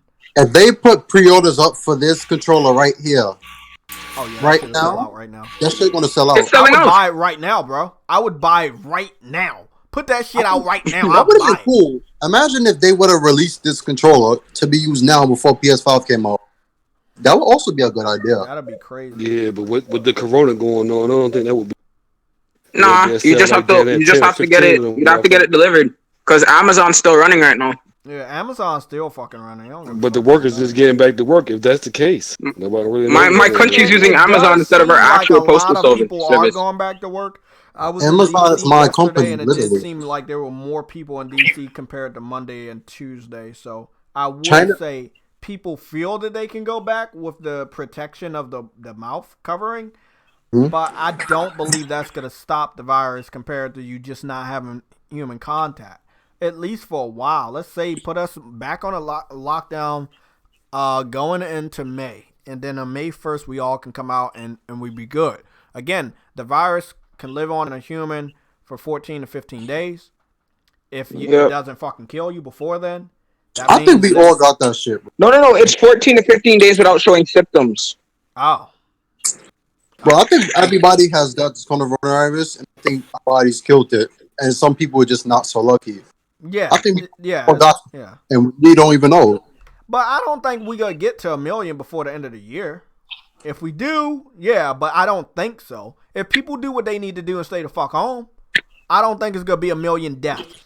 I can't stay home because I'm to work at Amazon. So I know how that shit is, being an essential worker. I'm about to go to work in an hour and a half, bro. My mom's an essential worker, so she's out the house. Yeah, my mom's too. She ain't working a medical field, so I'm really confused about this. What? We got a pattern here, people. I know you know what that means. That's not a good thing for them. Ooh. What's the pattern? The pattern is this Xbox Power A enhanced wired controller looks exactly like the Xbox Series X controller. See, this is why a lot of people are not excited about. They tweaked it a little bit and they put it out. Exactly. There you go. It's the second gen. They haven't really made a big leap, man. Because they know they ain't gonna play no games on it. They know they ain't gonna play no games on it. So what's the point of hyping it up or putting any different stuff in it? So they know they ain't gonna play no games. All they're gonna do is watch Netflix and Cody. So goobity gook. I think they wanted to have like that elite controller feel with the D-pad. They wanted to do that, but it's not as premium.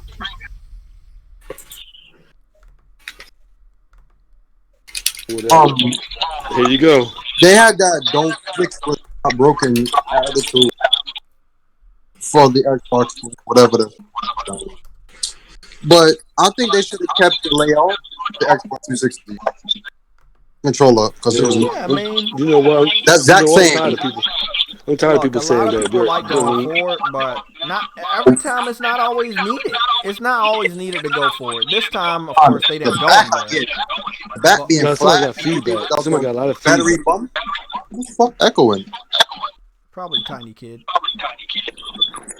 Oh yeah, but like definitely not me. What? The battery bump in the back. Don't lie on my fucking name. Goddamn Tiny Kid. Okay. I got a comparison for you. You can keep talking, but this is not a good thing right here. I'm going to go move this up. You guys still there, right? Yeah. No, we're not. Oh, okay. Now everybody just went quiet at the same time, like you're looking at. Oh, sorry. It's because I'm texting someone. We might have someone else joining the live just now, like not in the voice chat, but someone who's interested in this Xbox kid. Is that his? They might try to debate. No, I'm calling him an Xbox kid. They might try to debate you. Oh God. Oh. But what? Microsoft ain't got no games. Debate. Microsoft fucked up. I don't think people realize Microsoft really fucked. They did. People just people like let's just excuse this gen and just give them a pad. No, I mean with the Xbox Series X, they revealed their shit earlier, but now remember, there's no games to talk about right now because Sony even delayed their shit. Right now, Sony can roll out PS5 news, so they're at the center of attention. Microsoft right now cannot talk about games because it's not ready. Well, they already fucked anyway because they ain't gonna handle. Well, they fucked anyway because they said they ain't gonna handle games in 2 days anyway. Right, and then another thing, the variable rate shading and all that shit. I believe PlayStation have that. They just can't call it that. And I think Sony just gonna when they do their full console reveal, because Microsoft already did the breaking apart and all of that shit. When Sony do their full reveal, everybody gonna talk about it. Sony is in a very good position right now. They have games. Remember, they haven't delayed though the PC versions in Horizon Zero Dawn and Death Stranding. Remember, Sony has stuff to talk about for the rest of this year. At this point, Spartan, you was there, right? When I joined that chat, I was at the job, and I joined that chat and I talked to you about that theory. That we're gonna have that shit as a comparison. Yeah. I more now than ever, I think that shit's going to happen. Yeah, I really think so at this point. And I think if you were a PC fan or if you are a PC fan, obviously I have noticed that either they're not talking or we just don't give a fuck about what they're saying. But I just have a feeling that they have been quiet and that I think that they know what's about to happen. We got the controller. We know what's going next. Like, the next thing will be a gamer-centric reveal. And it's going to have those 2 games boosted on the PS5's architecture. That's going to be Death Stranding, God of War, Spider-Man, Uncharted 4, Horizon Zero Dawn, Ghost of Tsushima. There's going to be tons of games that will be enhanced. For the PS5. The boost mode.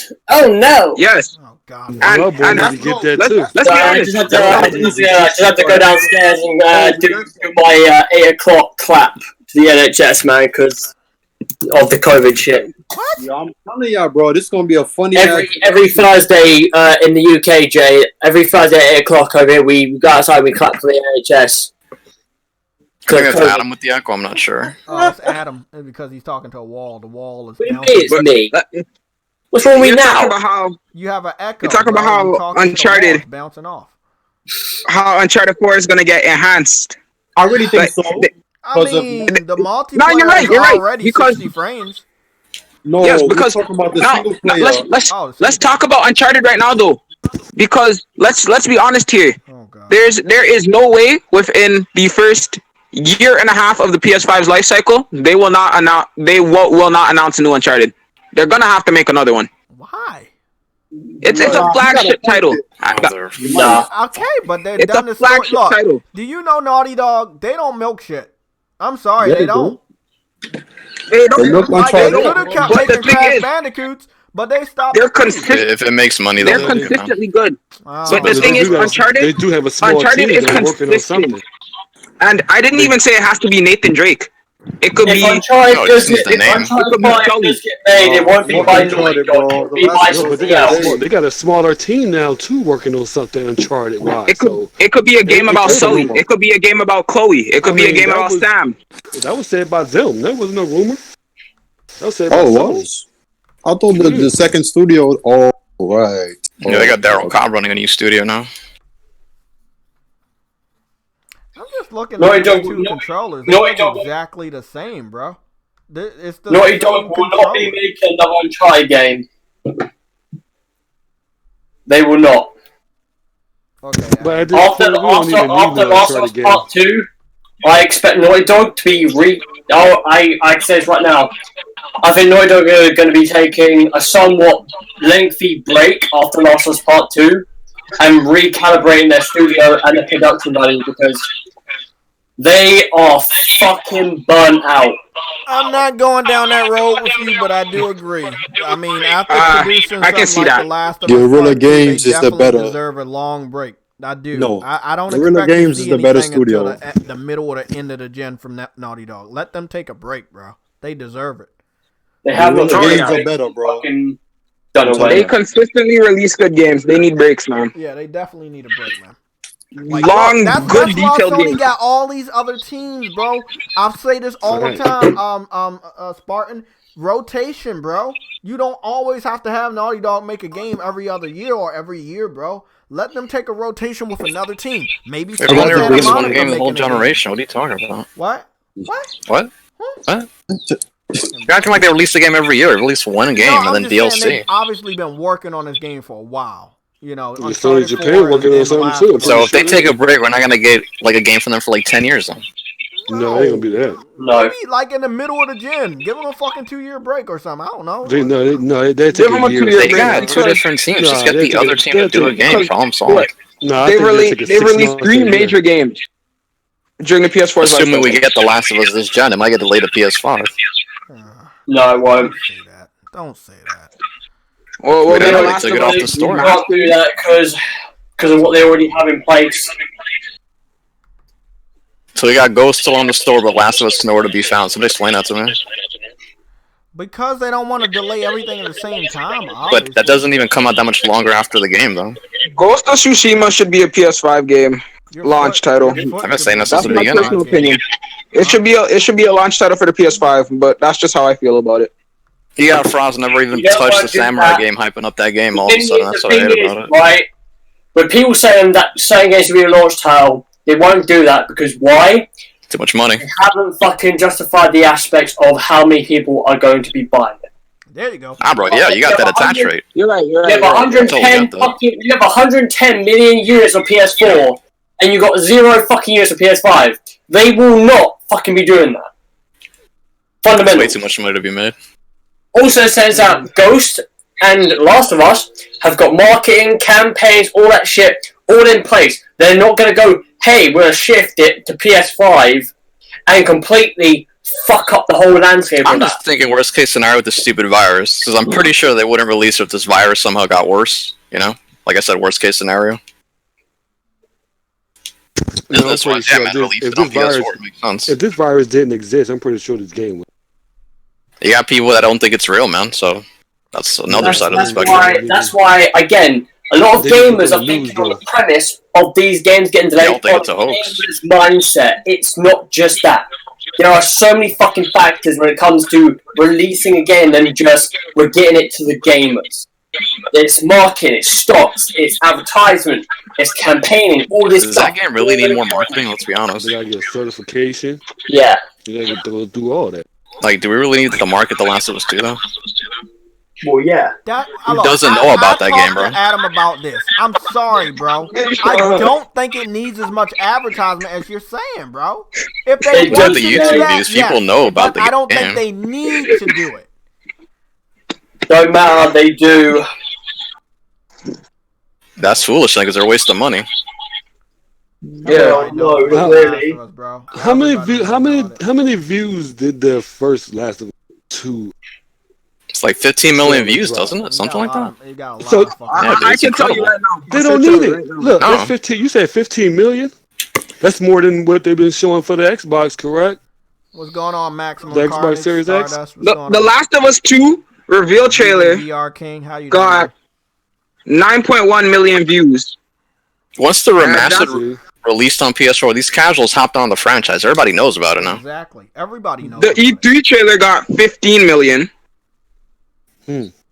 So that game is guaranteed selling 10 million the first fucking year.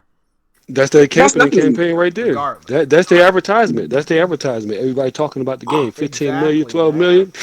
That shit goes a long way. I don't think you gotta need to do a world tour. Death Stranding did a world tour and that shit didn't help shit. It don't need no God of War promotion. Buy what they want to buy, bro. A world tour isn't gonna help somebody buy a game. Last of Us don't need no God of War production. Kojima got a free vacation on Sony's. Well, you say that though, Jay. You say that, but then what about God of War? What about God of War? No, well, God of War did that too. Dude, hold on. God of War was a reboot. There was other shit. It is. Then again, it was that sense of like any person background that says that God of War didn't need fucking advertising market was fucking lying out their ass because it did. God of War that didn't need no basketball court. Sony did not have to throw God of War on a basketball court. They do it on college football games too, man. They throw it everywhere. They had to do that. God of War, that's a home-made name by Sony, so everybody knows about him too. But they wanted to get that success right now as they got right now. The sales for that game were far more superior than any previous God of War game. Fact. That's a fact. But if it wasn't for all that promotion, I don't think that it would have just went the way it did for Sony. But it didn't need all that. That's what I'm saying. Everybody would have got the same success if it didn't have. Yeah. Anyways, guys, I'm about to head out because my phone's about to die. You gotta go through your nap. No, I need to charge my phone because I don't have a computer to run Discord on. Very, very stinky ass kid. Okay, we'll see you later, man. Yeah, it's also a sense as well. They've got this TV series as well for HBO. That will help that fucking show even more because again, you advertise in a game, then a few years later, you've got indefinitely delayed too because they can't film under this circumstance. I mean, it was in pre-production though. Yeah, but it's in pre-production, Jay. They're not even fucking at that stage of filming it yet. Illegal. You know, Jesus, man. But yeah, like no, but also do need the marketing. Doesn't matter how big it is, they still need the marketing. Fucking creature. Okay, look. Okay, it's like Jay. It's like you saying that about Avengers. Did they need to advertise Endgame? No. But they did. No, why? Because that's the case. We knew it was coming. Okay, let me put it this way. Let me put it this way. Let's say they have, right, Final Fantasy VII Remake type marketing. You got advertisements on the internet. You see the commercials on TV. You see developer diaries, right? But no donation. You want to read that off? I'm playing the hold up. Rice Eater, $2. Final Fantasy VII Remake sales gone. Show delaying. Last of Us 2 was a mistake. I don't understand. Fuck, this creature is such a pain in the ass. I don't understand what that means.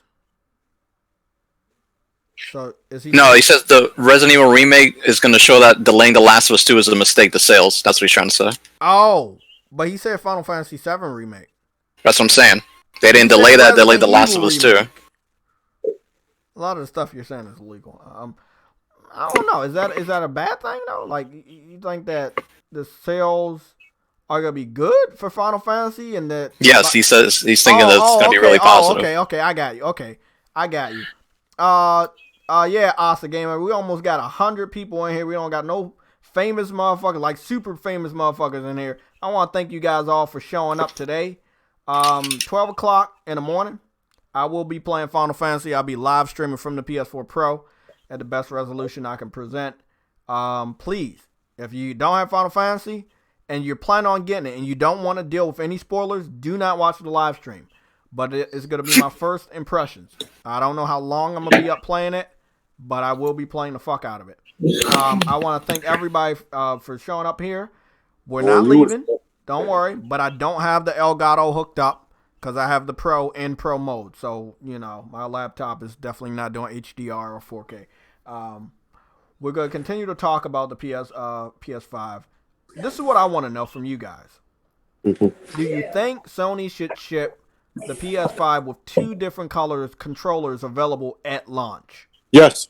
Yeah, if they can do that, why not? Yeah, that's what I was saying. It's more money. First of all, the first color I heard a lot of people say was black. Second was classic PlayStation gray. I think they need to hop on that. Yeah. They need to hop on that fast. No, Jay. You can make tons of money. Thank you, Mr. J Gaming, for subscribing. Thank you so much.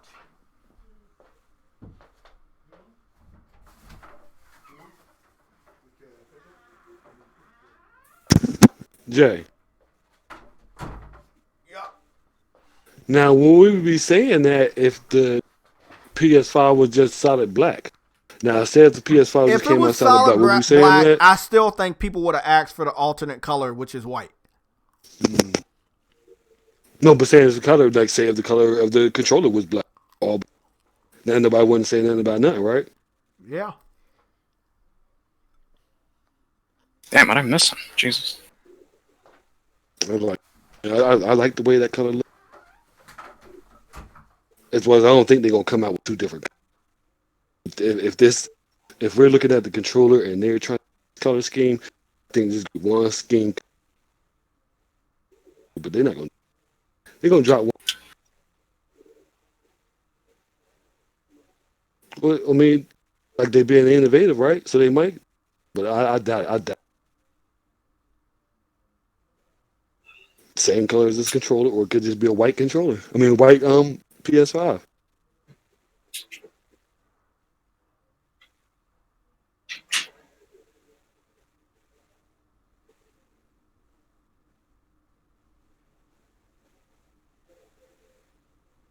Shit's already downloaded. We've had a preloader for like a week now, right? But Adam's still here. Adam did say that games do need promotion. Well, Gears 5 never had no promotion. I didn't see promotion for that game. Yeah, no, I get what he's saying. Like as a business, that's just something they're gonna do, but they definitely don't need to do it. But that game needed promotion bad. Oh yeah, like it depends, definitely. Yo, how much I think the controller costs? They said it was going to be expensive from what I read. What it's going to be like got for the price 70, 80? PS4 controllers though. Like starting off brand new controllers. It's 60. Yeah. 60. And this is I would tell them to keep the same price. Obviously, look, the mic is going to put it up, right? Dude, plus a longer battery. The normal PS4 controllers probably should definitely drop to at least $30 to $40 by the end of the year. That means you could charge $60 for this. I'm calling that mic is going that AI shit I think is going to drain battery more than a light bulb would. So I think with being bigger cost of material, because Digital Foundry did say that building material is a little more luxurious this time around. So I think they might be able to just hit $60 for it, but I don't see them going over 60 because they know that they want people to migrate. Exactly. How the fuck you going to charge more? That's another thing, bro. I think there's a system. Because they want people to migrate, and they said that's a big focal point for them, it might be a $400 system. I could see it more, even with the SSD. I could see for $399 more. Like I said, I've been saying 5. I'm okay with 5. Okay. Me too. I'll go with anything. I think it's gonna be 5. I think it's gonna be 5 though. I think it's gonna be 5. I want to know what the bells and whistles are gonna be though. Like I want to know is it gonna have a lot of LED lights? You know what I'm saying? Like what the design is gonna be, big, slim. You know, I think so. Yeah. Okay. One more thing. Y'all think the lights on the face buttons, square, cross, circle, and triangle. Y'all think when we turn them on, they're gonna light up? I was thinking that. Or they just gonna be white? Bro, you got me thinking about the interface, bro. Man, I can't wait. I can't wait to see what that interface is gonna look like, man. I think it's gonna be like the PS3 interface mixed with PS4 more often, like how the new Xbox update that was canceled last year. It might be like that, but more organized because that was basically a PS3 OS. And the way they talk about you can jump right into games, that what's new tab, I think is gonna boot up within an instant where you can see what's going on and jump into a game. Yeah, I think the OS is going to even look like the controller and all of that shit. I think all of that is going to come together. The color scheme, too. Ooh. If you pay attention... Shut the fuck up, Adam. Wait, hold on. If you pay attention, every console that Sony got, the color of the console is the same color as the OS. PS1, it was gray. PS2 was black. PS3 was black. PS4 was blue lighting, so it was blue. This one is white with a darker blue and then the blue lights. So, J-Tech, you just gave me a fucking idea. Like, I think that would be a smart idea for them to do that color scheme of the OS, like the controller. It might be a good idea. Like white, black, and blue? Yeah. I mean, it doesn't really matter to me because, if you still have theme support, right? Yeah. And off the bat, you need it. I'm not accepting any fucking excuses. Everything that we got on the PS4 that made it great, that you eventually added, it needs to already be there on the PS5. So that means being able to use any image as a background interface image. Shit like that. Like does Arsenic have a problem today? Your colors, huh? Yeah. Arsenic still in the chat. Does he have a problem today? Because he seems to be very vocal today in the chat about me. When I said donate $5, he had an issue with that. Now he's telling me, you want a retail number. That's it. How much it costs Sony to make? I didn't ask how much it costs to make. I said how much I think the controller is going to cost, which is retail. Dumbass, if he was listening. I mean, he's a regular. He's usually kind of feisty, though. But look, yeah, don't get feisty. As long as you can give us those customizations. Now, look, I want to say one thing. The interface, my favorite interface from PlayStation, it's a mix between PS3 and Vita. But I like Vita more because you got a lot of customization from that. You got to put the little bubbles anywhere you want it. When it comes to when it comes to interface, man, you know my thoughts on this, Jay, man. Simple, minimal. That's all you need to do, bro. Don't make it fucking complicated. Don't oversaturate it. Just minimal and simple, bro.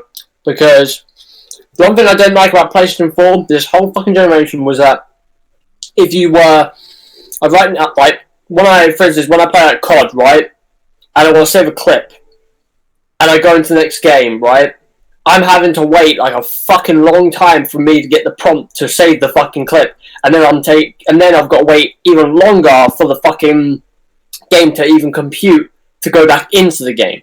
Like, it's so fucking buggy.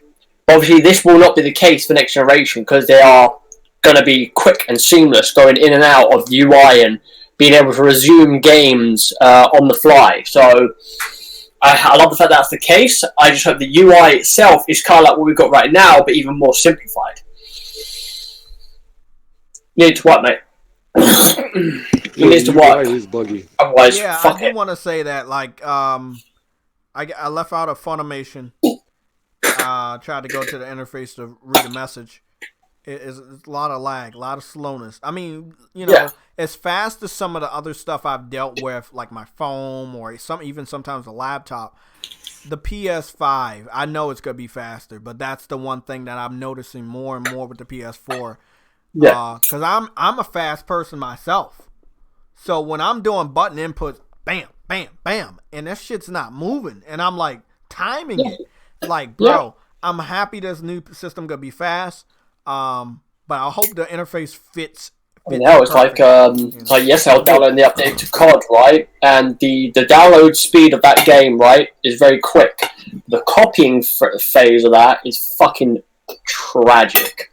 But that's not COD. That's not COD's fault. That's fucking PlayStation. That's the OS. But to be fair though, it does fix itself. It does fix itself. You got to restart it. If it's ever an error code on there, it fixes itself, and it won't like break. So I love that about the PS5. The thing is, when it comes down to it, man, if fans are very vocal about these things, PlayStation will fix them. Again, it's not bad criticism, it's not fucking hate criticism, it's good criticism, right? You're giving them the feedback they need to improve certain things, and with the controller, they've done that. Like, you know what I mean? They've got so much fucking information from fans that love the PS4 controller, and like, but what else do you want on it? And when see people say, like, you know, oh, it looks like the 360 controller. The reason why it might look like 360 controller or the shape of it is because fucking fans have been saying this shit for fucking years, bro. Like I'm looking at your thing right now, Jay. Scuff have fundamentally done a design called, not Vantage, it was the other one. I think it was like called Infinity. Where literally the outline of the controller is literally like a 360 controller, but in the middle is a PlayStation controller. It's just like you can't win with people sometimes, bro. You just can't. No, they're gonna complain regardless. The only problem I had with the PS4 OS was that first year where everything you couldn't even load your friends list. But after that, they fixed it, and that was fine, man. I didn't really ask for too much. I mean, the funny thing is talking about this sort of shit, right? What's that?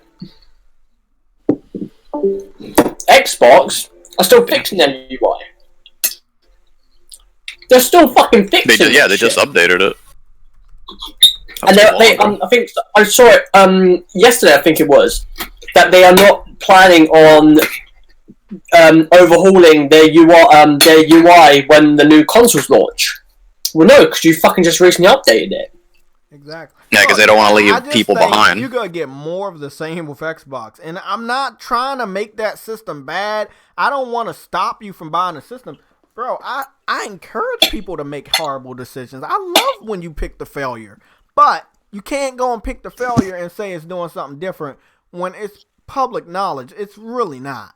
Like, I even show you the controllers. The controllers are basically the same. Yeah. It's not, you're not getting a new experience. We know we're getting a new experience with PlayStation. We know that. Well, they might be getting a new experience from this generation because they ain't had no experience, right? Well, since they got developers. Yeah.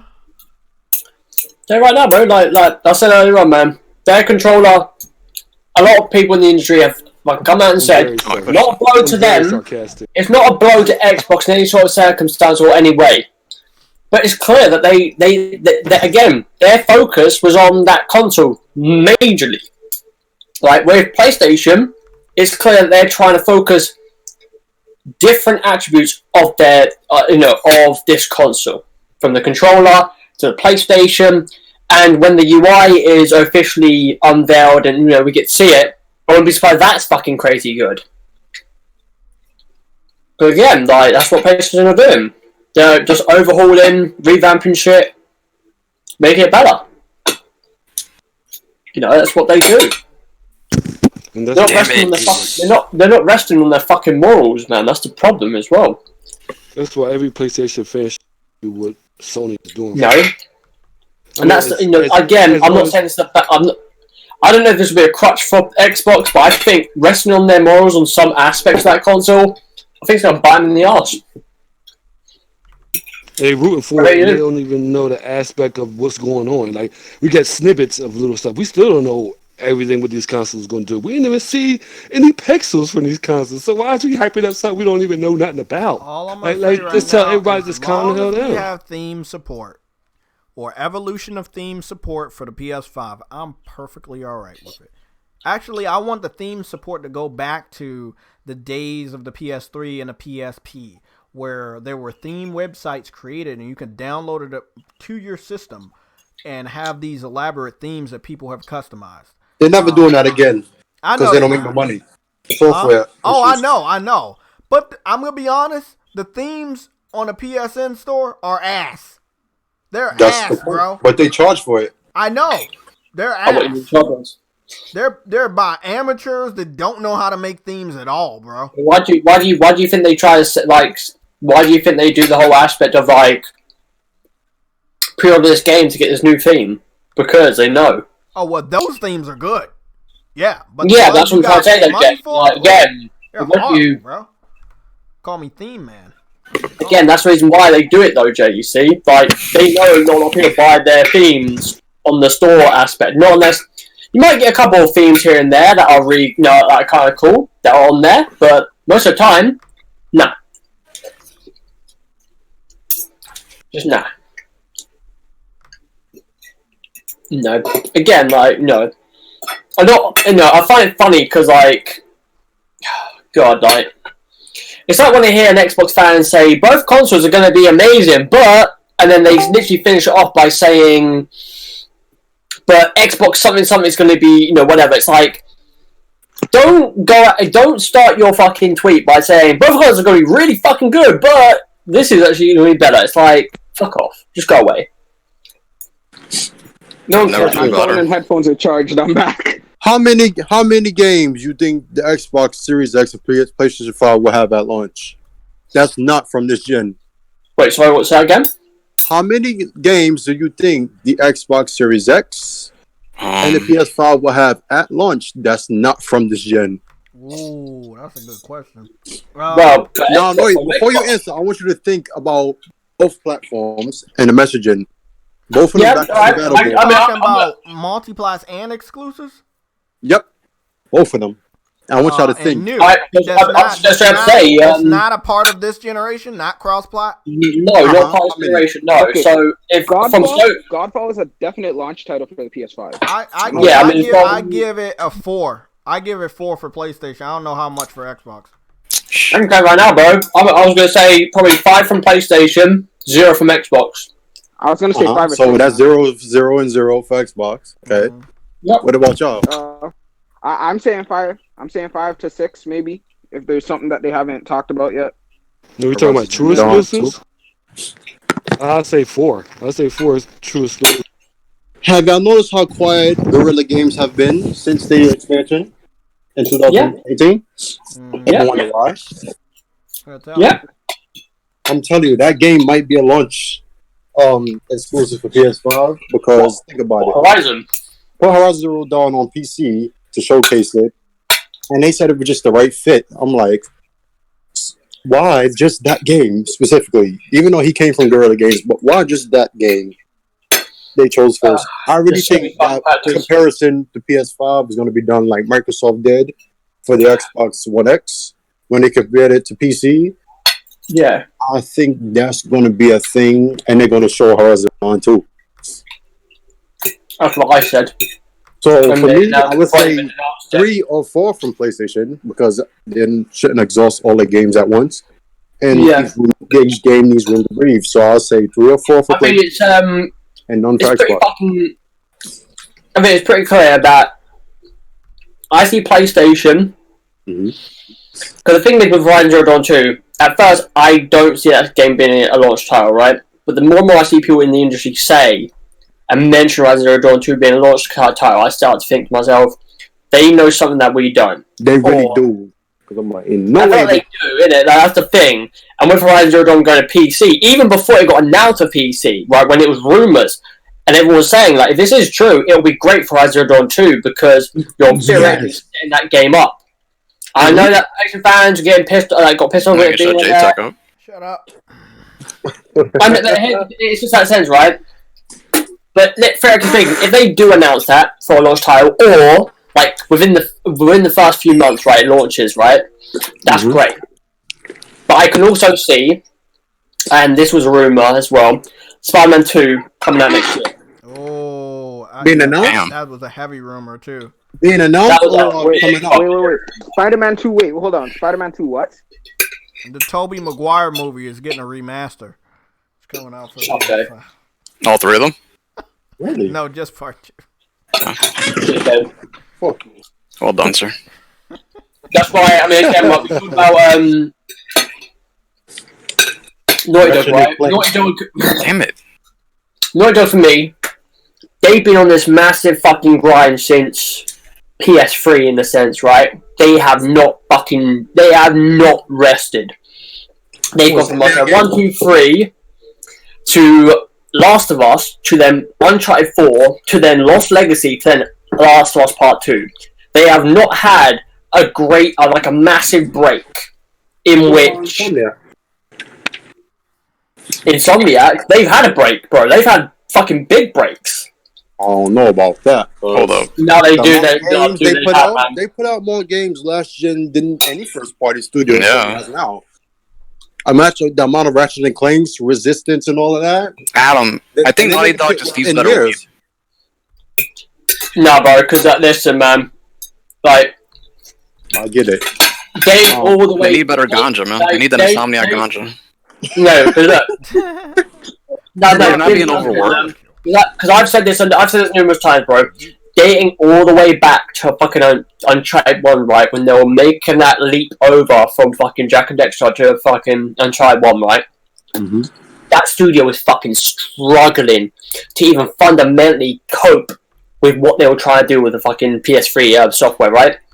Where they had to theoretically, right, grab the people from that fucking PSP Jack and Dexter game, one of the people being Neil Druckmann, part of that team, by the way, and fucking bringing them over to the main fucking team because they were losing people more than they were fucking hiring, bro. People are not staying there, bro. And you look at what it is right now. The vast majority of people working at Naughty Dog right fucking now are not even fucking hires. They're fucking people being contracted. Independent contracts.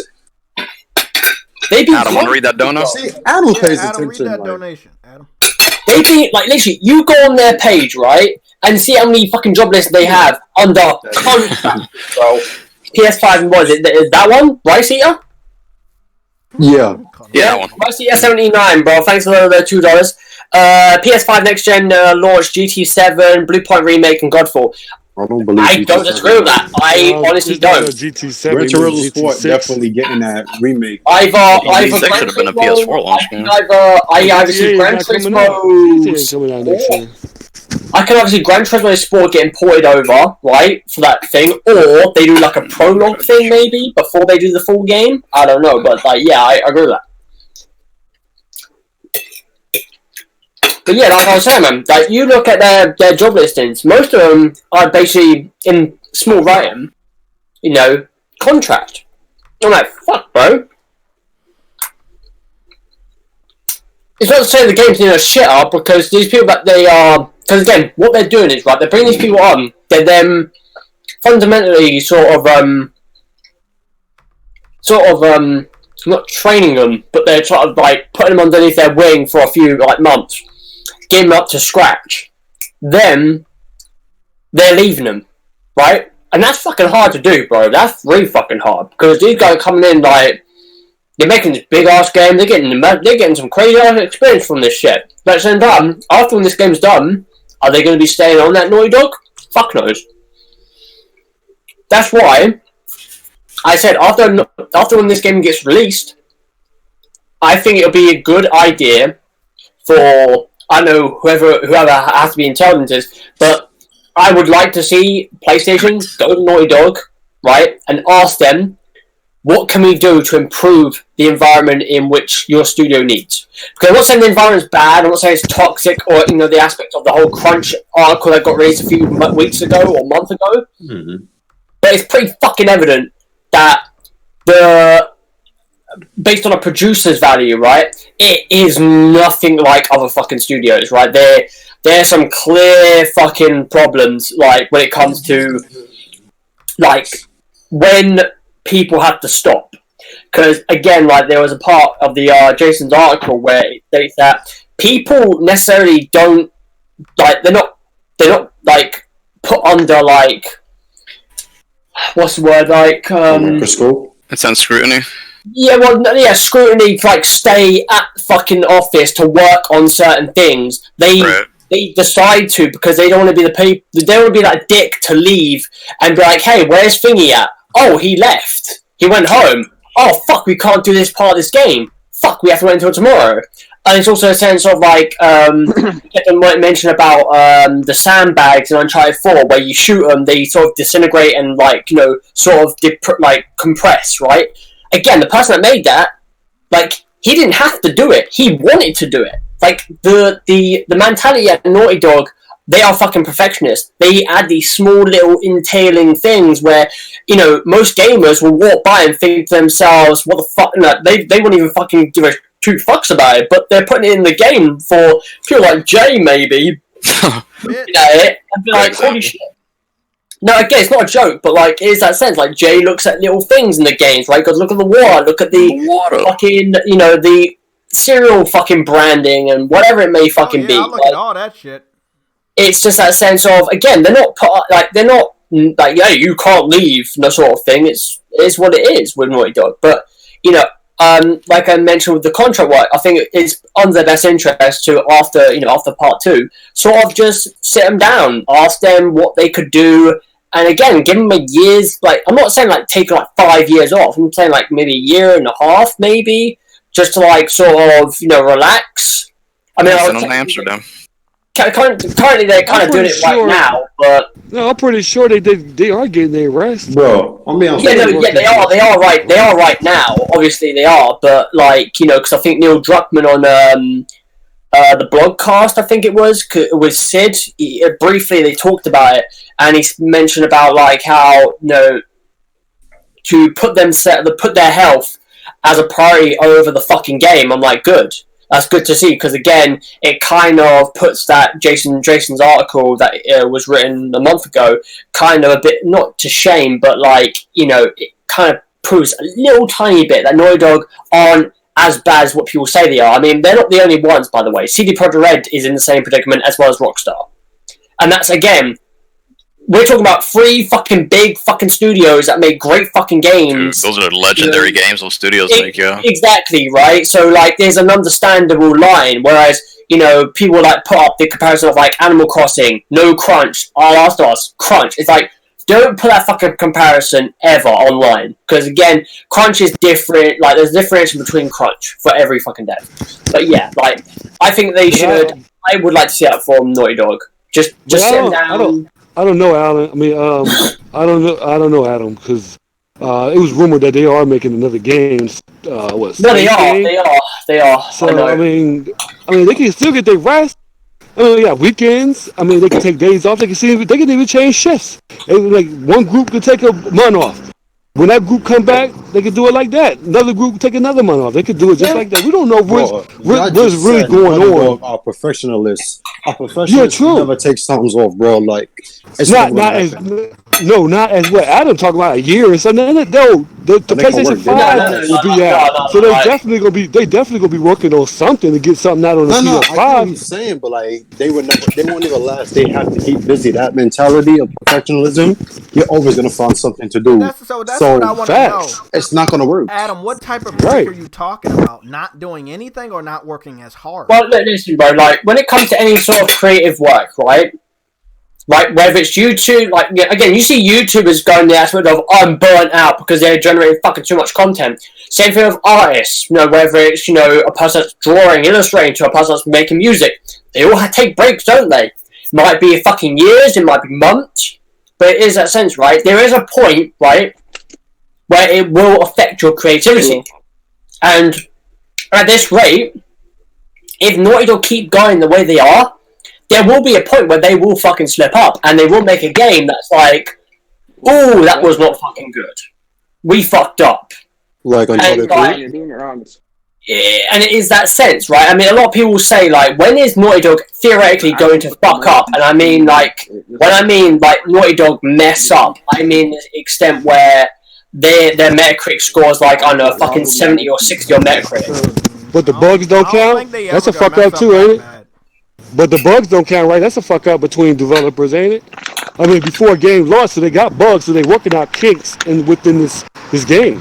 So that is kind of fuckable on their behalf, but they're cleaning it up before they can bring it out. Not like Microsoft games when you got Sea of Thieves without a cracking. They working on the game for 5 years. Man, that's my favorite game. They're not going to be coming out with a game like that. That's disappointing. Now they have breaks with them making that game. They need a whole generation off to get their mind right because that game is atrocious. That's embarrassing. It's very embarrassing. You mentioned that it's kind of like that, kind of drawing back to Uncharted 4, I think it was, when they delayed that game. I don't know which time it was. But they delayed that game because the ending wasn't fucking right. And they actually delayed that game because of that factor. And they went back and when they restructured it and they put it in testing, I don't know if it was with actual, again, random people getting brought in or if it was internally in the studio, but they test that out and they're like, yo, that ending's way better. And they put it out and the ending to Uncharted 4, most people kind of,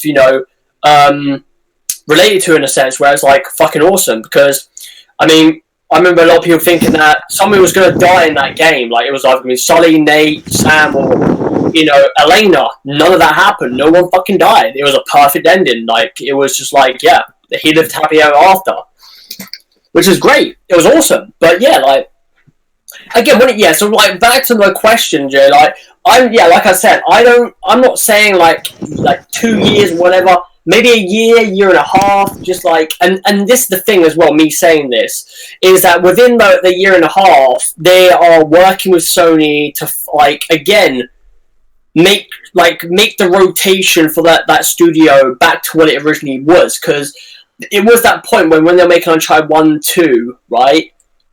After they did the second one, they split up into 2 teams. Obviously, Amy Henning, Christoph, and Evan Wells were making Uncharted 3, whilst Bruce and Neil were making Last of Us Part 1. And then when they made Uncharted 3, those people went on to Last of Us, helping them out, finishing that game.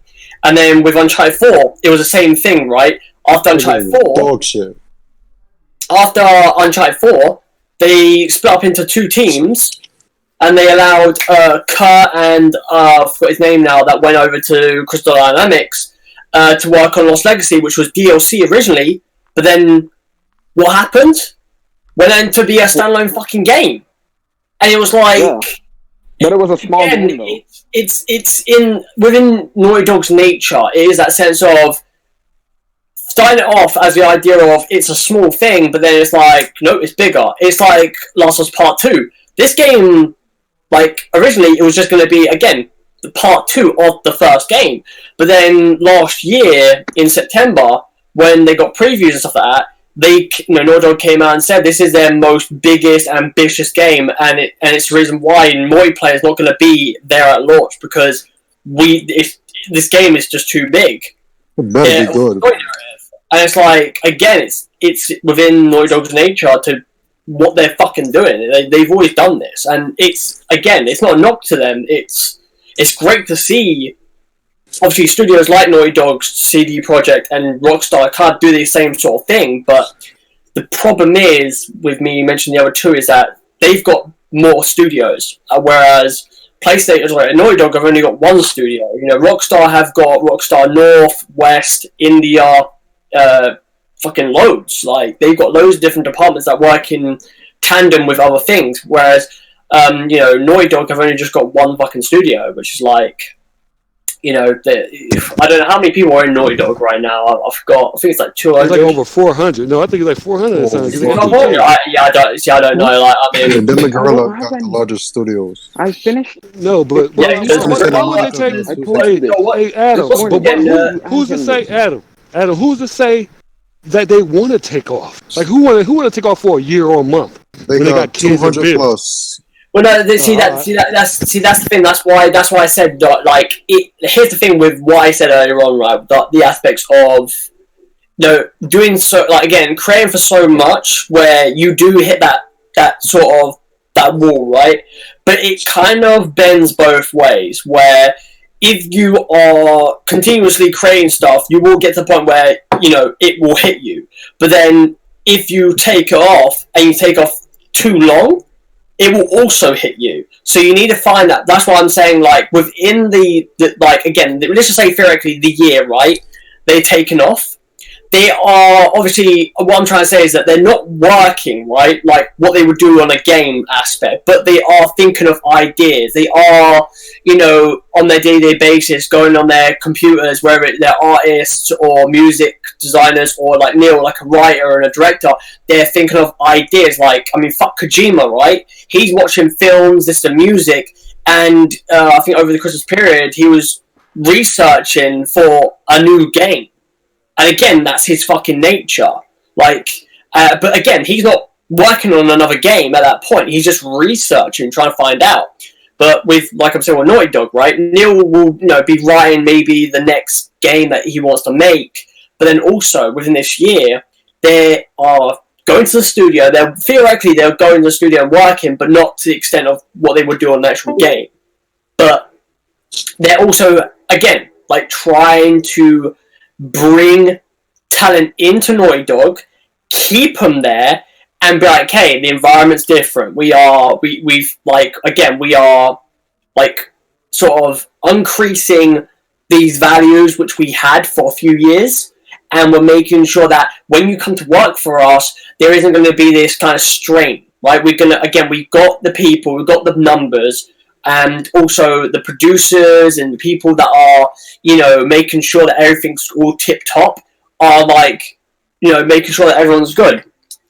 Because it's kind of, again, like, the reason why I say this as well is because, pardon me, it's like Raising Kratos, the documentary on God of War, Shannon Studstill, Yumi Yang, two fucking amazing women that fucking fundamentally kept that fucking train in check through the whole of the development, made sure that Corey wasn't overstepping certain boundaries, and also the sense they also made sure that if theoretically Corey wanted to do more, that people that were around the team designing for this game would speak up and go, we're adding too much, we can't do that. And it's like, pull it back a bit, right? We can say that for the next game. And it's like, and you got that within that documentary, where, there were so many times where fucking Yumi was like, to Corey, no, because Corey's like a kid, and it's great to see it, but at the same time, Yumi's like, I remember he was looking, I think when the game was going gold, he was looking for Yumi because she's the one that sort of, behind Shannon, was keeping the train rolling. That's what I found funny as well, because when Shannon went to this new student stadia, I was wondering who's going to take over, and I just remembered Yumi. And then as soon as that happened, Yumi fucking was was the new head of Santa Monica. I was like, fuck yeah, that's awesome. Like, that's what you want, man. Like, and again, when I speak of all these people, I start to think, every fucking time that I look at Xbox, do they have people like Yumi and Shan Starstill, Neil and Corey and X, Y, and Z? Fuck no, they don't, because most of the people have gone, like the big people anyway. I mean, fuck, when Rod Ferguson left Coalition, you had fucking Cliff Brzezinski say, "Hey, I'm free. Do you want me to what's the word? Chime in ideas in a sense, right?" And it's like, I wonder if Phil Spencer or whoever it is in Coalition have took him up on the offer. I think it would be dumb to not take him up on the offer, because right now, for me anyway, personally, Gears is in a fucking rut. Like, multiplayer's good, but single player, it's just not there. It's just not. No. But yeah. Well, we know Xbox will never be a PlayStation status when it comes to first party. Bro, but what was this whole story about? I'm dead confused, bro. Adam talks to walls. He goes on. I did. It just went to Adam has it's about development. Shit, right? He has experience with talking to developers, so Adam does know what he's talking about, but it goes deep. So I understand you're saying they need to change the way they operate in Naughty Dog. And look, I agree, because I'm tired of hearing articles talking about how bad shit is over there. I know it's not as bad as what they make it seem, but yes, it's obviously stressful, and it's not always because they don't have a lot of people or they're not going to keep people on. It's just, it's a lot of expectations this asks of you. You're working at Naughty Dog. Naughty Dog that presents every game they ever put out is a Game of the Year winner. That's why, again, like, over there. That's why, I mean, what did Neil say about the game, Naughty Dog quality? That's a fucking staple at Naughty Dog now, where, you know, when Naughty Dog release a game, every gamer, whether you're on PlayStation or you're on Xbox or Nintendo or PC, people look at that studio in the sense where, you know, they have a spotlight under them, and if let's just say they stumble, right, and when I mean stumble, I mean, like I said, like, a 60 or 70 on Metacritic, like really fucking low scores, right? Or they get 7s and 6s on fucking reviews. People are gonna point fingers like, oh, they slipped. Oh shit, Naughty Dog are in the shit. It's like, no, they're not. Because again, like, I'm for me, personally, I don't know when this will ever fucking happen. That's the thing. I don't think it might. Because if a game is not good, in their eyes, they will delay that game. They will fucking evaluate that game, and PlayStation, with the fucking deep pockets they have, will give Naughty Dog the fucking time and money. Because they know. That's the fucking problem, bro. They know that shit. They're not dumb. You know? Fuck Naughty Dog, man. You know, it is what it is, bro. Like, but I mean, we're talking about, you know, Guerrilla Games, right? Guerrilla have recently got a new fucking, you know, Guerrilla Games have got a new studio. I don't know, has their new offices been built yet, or is it still under construction? Because I mean, I think Guerrilla Games, their new studio. 2018. They moved into that little tall ass mansion, everything with glass. Big, bro. That's done already, bro. That shit done. That's all done, yeah. All right, so yeah, because I mean, obviously you have them. Obviously, they obviously gotta be working on something big. I mean, you're not getting promotion, and then you move into a new fucking studio, and you're not about to produce anything for a launch title of the next generation of hardware. You know, I can't wait to see what they're working on. I mean, I don't know who it was, right? But like, as much as I personally, right, I like Naughty Dog, right? I love the fucking studio, right? I'm in the bandwagon of I want to see other studios around PlayStation do the exact same thing Naughty Dog have done, and Guerrilla Games are one of them that are like, obviously they didn't make a game like God of War and Last of Us, right? But they're getting there, right? They are understanding that again, they went from a first-person linear game to an open world third-person game, and I praise them. I would definitely say that that's one of my favorite games this generation, Horizon Zero Dawn, because they made a big leap. And obviously, you know, Santa Marco as well. Like, they took a character that was very fucking one-dimensional, like fucking revolutionized him in a sense. And and it's one of the best games this generation. Oh shit! They made $80 billion last year.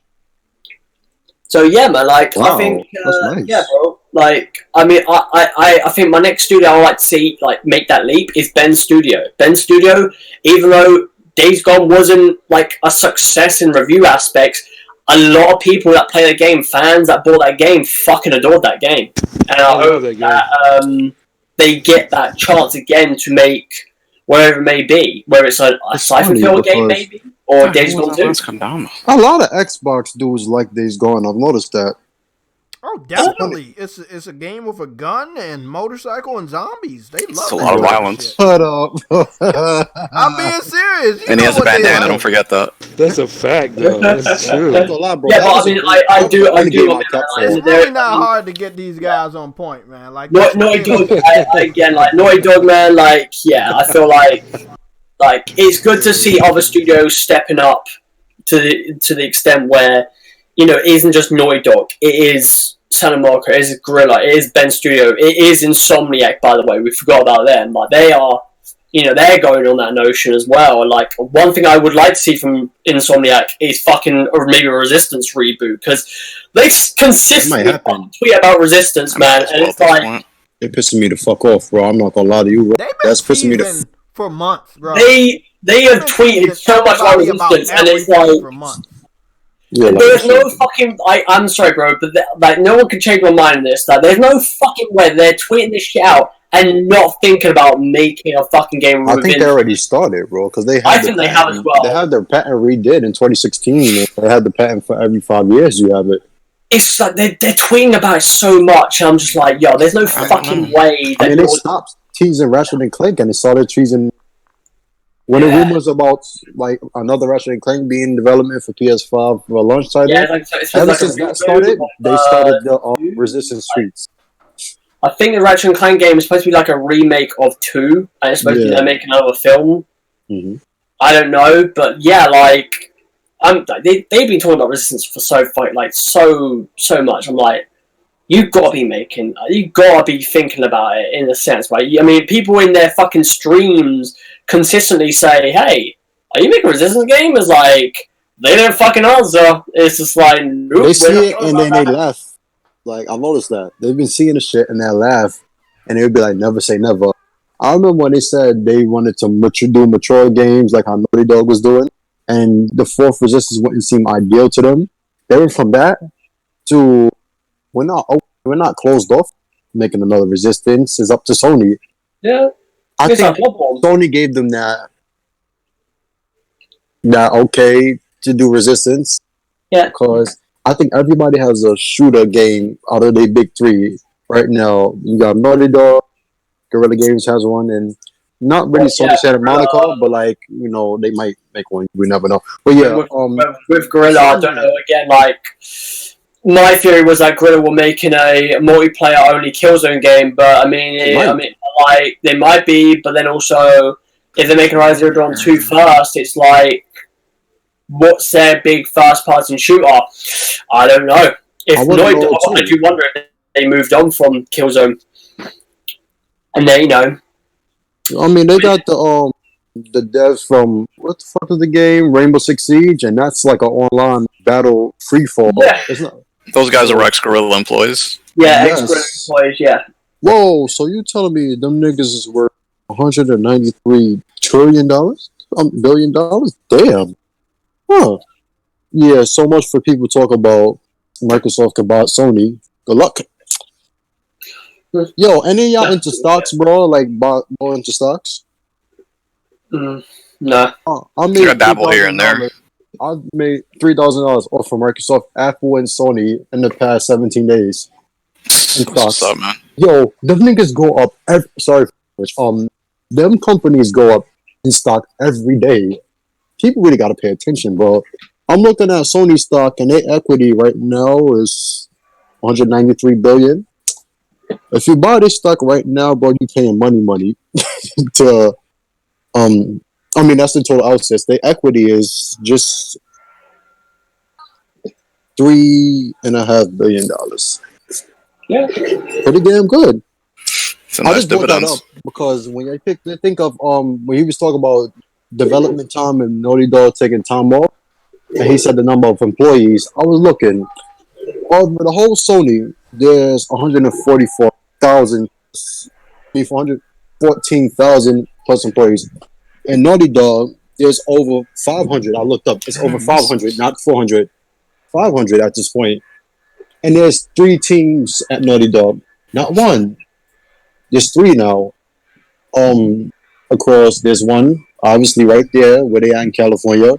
There's one that's San Diego studio Sony opened. One that's close by them, and then one that's stationed, I don't know where. Somewhere in California, like the northern part of California, whatever. The thing with studios was with Naughty Dog, though, like we're talking about teams, right? Like they have 3. They all work on different things. So, like theoretically speaking, those studios, like those teams, I would probably say 2 of those teams are working on The Last of Us Part 2. And I wouldn't be surprised if the other one is working on the multiplayer, because that is another factor, or it's half and half.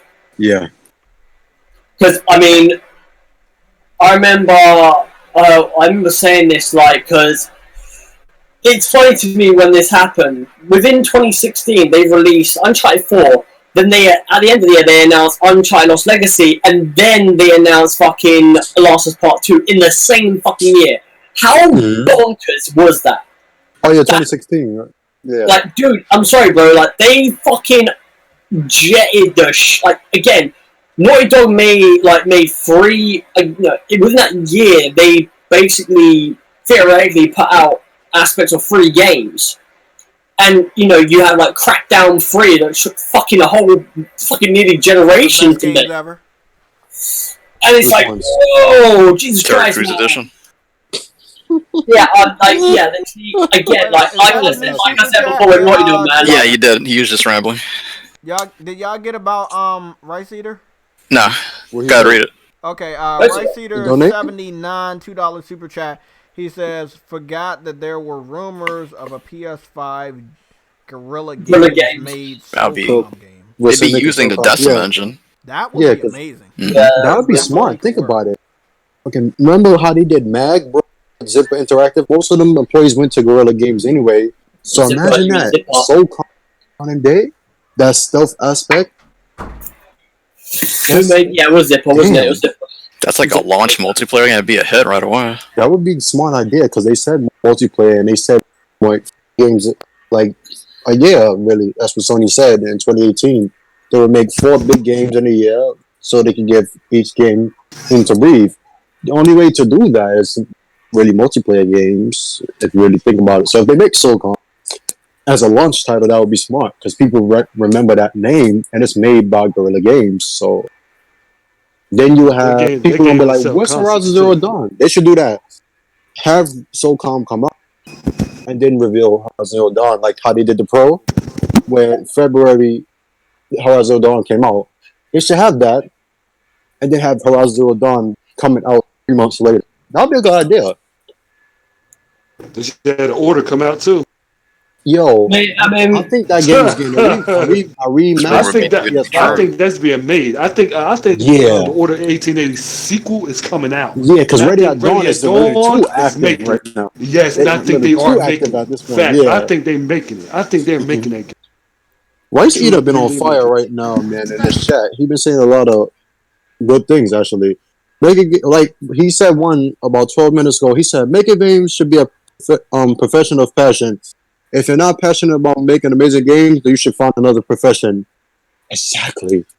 People make too much excuses. Like, if this is your passion, bro, then just, I mean, do you want games like Life with Black Tiger? I know we don't want that shit, so. That game was made in 8 months, bro.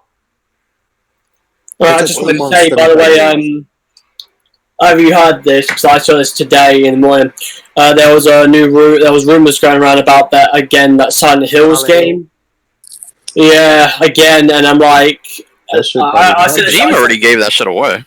I said this before, bro. Like, if again, not Sony buying Konami or buying IPs from Konami, but when it comes to going to Konami, asking them to lend out these IPs, Konami will not fucking say no to that because again, it's free money for them. Exactly. That's what I mean, bro. And just theoretically think about this, right? If Sony were to go up to him and say, "Hey, listen, we want the IP, right? We want you to loan us Metal Gear Solid IP, right? We're gonna give that to fucking Blue Point Games to remake." Then game comes out, sells like fucking hotcakes, which it fucking will, and then theoretically speaking, they get 60 or 70% of that cut, Konami, whilst PlayStation get the other editions. Sony is not giving that much away, bro.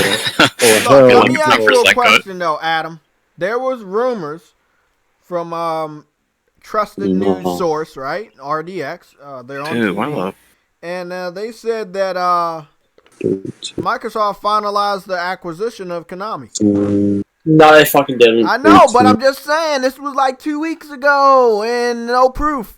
Well, you know what the funny thing is, though, Jay, is that anything that resembles, right, Xbox and some fucking company or studio in Japan, I fucking laugh at, because... Yeah, we know. Like, have they been able to break the Japanese market for the past few fucking decades or generations? Oh, fuck no. And I've said this before, the only way Xbox can break into that market is with xCloud, because, again, there are... Japanese, like most people in Japan play portability aspect, right? They play on their phones, they play on Nintendo. That's how you break their market, bro. You're not gonna break them for a console aspect. You've been trying that for fucking years now, bro. You've been trying. Like, Phil Spencer announced on Inside Xbox yesterday, oh yeah, we've got Game Pass in Japan now. I wonder how that's going to fucking do. If they're going to even release the numbers. Well, listen to this. I heard that the Final Fantasy 14 developer said Final Fantasy 14 will never be on Game Pass because it's unfair to the people paying a subscription fee on PC and PS4 that you will put it on Game MMO Pass. on Game Pass? Huh? Yeah, no, that makes sense. Though they put an MMO on Game Pass. That's what I'm saying. So he made a public statement because Xbox fans, they're so spoiled by Game Pass. Every game they see, they ask if it's on Game Pass. They're so spoiled by just paying a little bit of money a month that they don't even want to pay full price, bro. That's so sad, though, that they would tell a gamer, a game developer, hey, why don't you put your game on Game Pass? Is your game coming to Game Pass? That's so disrespectful, bro. I don't care how you look at it. Saving money is disrespectful to tell the developer, I don't want to pay you this money. Just put it on a subscription service. That's the thing, though, Sam. Jay, right? Was that's what I loved about. I think it was Weapon Podcast. OBJ went on there and fucking slated Kid Smooth. I think it was Lord Addiction, whatever the fucking name is, and some other guy. Saying that, did you buy Ori in the Blind in Will of the Wisp? No, you fucking Game Passed it, bro. And that's probably one of your best fucking games this whole generation. And you Game Passed it. Only $30 too. No, bro. Wait, this Lord Addiction shit got me, bro. I don't give a fuck, bro. I play Ori Will of the Wisp. I'm saying it right now. It is one of the best fucking games this whole generation. The Halo 5 was shit. Gears 4 and 5 was not good. And then you've got, Cuphead and both Ori games were good, right? Sunset Overdrive, a very underrated fucking game. Played it recently. I wish that game would come to PlayStation 5 just to show and demonstrate how good that game is. I have something to say about Sunset Overdrive. Take in how ungrateful. Tiny kid, you gotta talk Xbox... up. I can't hear you. Yep. Oh, you can't hear me? Hold on. Hey, raise your output volume. Yeah, raise your output volume. Is this better? 85. Is this better? Yeah. Yeah, it's a little bit. All right. It still sound like. All right. So, Insomniac developed Sunset Overdrive, and these ungrateful Xbox kids. I actually have to turn it up. No, I'm gonna have to turn yours up because you're still low. Because you're a kid, you know you have a low voice. No, I'm gonna die. Okay. Yo, J-Tech, stop harassing the kid. Okay. The dick. All right. So, Insomniac made freaking Sunset Overdrive. You made me lose my train of thought. And they made Sunset Overdrive. Tell me how all these ungrateful ass Xbox kids shitted on the game, didn't like it, and then the moment Spider-Man PS4 becomes a thing, port beggars everywhere. Look, you might be a kid, but you're speaking some good facts right there. He is speaking facts. Not only that, this is the one thing you didn't add. They did not buy the game. I was so tempted to buy an Xbox. They did not buy the game. They bragged about getting the game from the makers of Ratchet and Clank, but when the game released, no one paid for it. And the few people that did pay for it, they did not do their civic duty as a gamer. They didn't post screenshots. They didn't do live streams. They didn't post video clips. It was radio silence once that game came out on the market. No one fucking said shit about it. The game didn't live up to their expectation. That's why it failed. But that's not the type of shit they wanted. That's what people need to understand. It wasn't a bad game. It was just on the wrong system.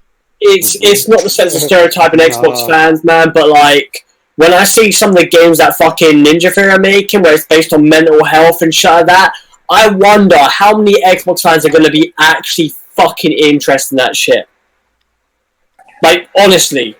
Like, I don't think they will. I don't think they are. I mean, again, you go back, look at the sales report, look at the sales in total for what is it? It's like imagine like Mario. Imagine like Mario on fucking Xbox. Sorry, bro. Bleeding Edge. No. Hellblade. My mind is gone because most of their games are shit anyway. Okay, Hellblade, right? They did not buy that either. No, they didn't, bro. And they were salty, though. Look, the reason why they really didn't buy it, they was really salty because they got it after us. I mean, like, didn't Nier Automata, they got the game after us. Didn't Xbox fans slate Ninja Theory when they're making Hellblade? I'm pretty fucking sure they did. They did. Facts. They was. Yeah, the walking simulator.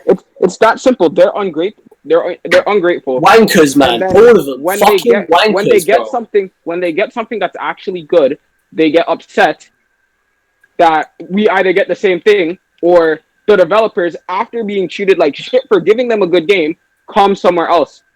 It's just like Remedy. True. Yeah. With Remedy. Remedy was a prime example. Spartan. You remember that? I just deleted the video off my phone. I was trying to clear some space yesterday. When Phil Spencer said that it was coming to Game Pass. Game Pass, and they was like, no. That was the funniest thing. However, it was the most dangerous thing I ever saw somebody do. You literally sabotaged the sales of that game by saying it was coming to Game Pass. Yeah, he did it on purpose because it was marketed with PlayStation. I know he did that. And when it came to PlayStation Now, bro, oh my god! The funny thing is, Sony put that game on sale when he did that. And then they said we knew it wasn't gonna sell anymore because the anticipation that game was going to Game Pass was so fucking high. Because prime example, it's like Donald Trump telling you the virus is gonna end in April. Right? I don't believe that. No, but he said it, right? So that there's a big portion of the country that because he's a president, even though the worst president in history, some people are gonna listen to him, and that's exactly how it was with Phil Spencer. He lies a lot, but his word is absolute, and a good majority of people are gonna listen to him. Didn't he say something about China? They don't care if Remedy came out and said it's not going to Wait, what? Phil Spencer said it was coming over. No, I was just gonna say, didn't like Trump say something about how like China like owes the world fucking shit because of the coronavirus? Yeah, that was a dick thing to say, by the way. Like, that was a fucking. Why would we say that? I mean, here's a deadly mistake by China, but bro, yeah, that's what I mean, bro. China has contributed to the world more times than we want to fucking thank them for. Yeah. So it's the response. And it's not China's fault that America has a weak response to this virus. This is America. Every country has a fucking value, you know. Please not get into politics, because the chat goes. It is. Oh, I know. It is Trump's fault. I feel like the reason why I'm sorry, bro. I think the reason why he fucking said that shit, is because again, the election aspect, right? He's like, fuck it, let's see if I can get some Americans on my fucking side by saying this shit. And there are people out there that are like, yeah, you know what? But let's get back on topic. This is the same shit that happened with Phil. When Phil says something and we know he's a liar, bro, the fans, the hardcore fans, just like Trump supporters, he can do no wrong. There's nothing too crazy that Phil Spencer... Hold on. There's nothing too crazy Phil Spencer can say out of his mouth that people won't believe, right? So when he said it was coming to Game Pass and Remedy responded and said it's not, Xbox fans and the RDX boys, everybody that follows them, anybody associated, they did not believe Remedy. Even though Remedy said it's not coming to Game Pass, they were like, we know you guys are saying but that goes back to our original conversation of the whole Mark Cerny situation, right? Everything Mark Cerny spoke about, he's the architect of the PS5. Yeah. And people don't fucking believe him, bro. And then you had them at Xbox literally try to do the same thing he did, and they believe him. I'm like, so you believe the lead architecture of the Xbox, but not the PlayStation? Somebody who's worked on the actual life. My boy Sick Human watching Baby Driver. I told that nigga about it yesterday, bro. He said that shit's fire, bro. It is a fucking great film, bro, man. Like, they built that whole thing was built off of that shit, bro. That was a good movie, bro. I fucking told you about that shit before it came out, man. They leaked that film was gonna be dope as shit, bro. Because like the whole idea of that whole film, right, was built off of a fucking soundtrack. Then they made the film afterwards. That shit's crazy. That shit was good, bro. Yeah. Edgar Wright, man. Edgar Wright is a fucking great. That guy's a great. The movie was built off of the soundtrack. Yeah, bro. I did not know he that. basically put together the soundtrack first. Then after he put the soundtrack together, he then started making the film. Because again, like with the shootout, with with the tequila track playing in the background, every gun that's fired in that scene is off the beat of the song. It's like, dude, it's fucking awesome, bro. Like that guy's a fucking wizard. But yeah, anyway, back to man. Like we see it with Phil numerous times, man. When he does an E3 press conference, how many times does he go into an interview, talk about something, and then the next day or on the same day, people say, but that's not what you said. You're lying. But that then he got to go back. He got to go back and change his story every fucking. Exactly, bro. And hey, man, like I don't know if any of you guys watched the unboxing podcast that he recently did with Ryan, but that guy, like me and Sam both say, right, he made sure he was not fucking up throughout that whole thing because he knows he fucked up past. He knows. Yeah, that I saw. Like, he just makes sure to try to word everything possible. So Don knows what you said earlier about the world's most powerful shit. He's not going to say anything now because they want Microsoft not to see him as a liar and as a good person, as the underdog. They are doing well. That's the thing. Another thing. They released so much information, though, and this is why he had to do that. They released so much information, right, that they know the ball is now in Sony's court. So if they do lie, Sony can come out and just fuck them over, bro.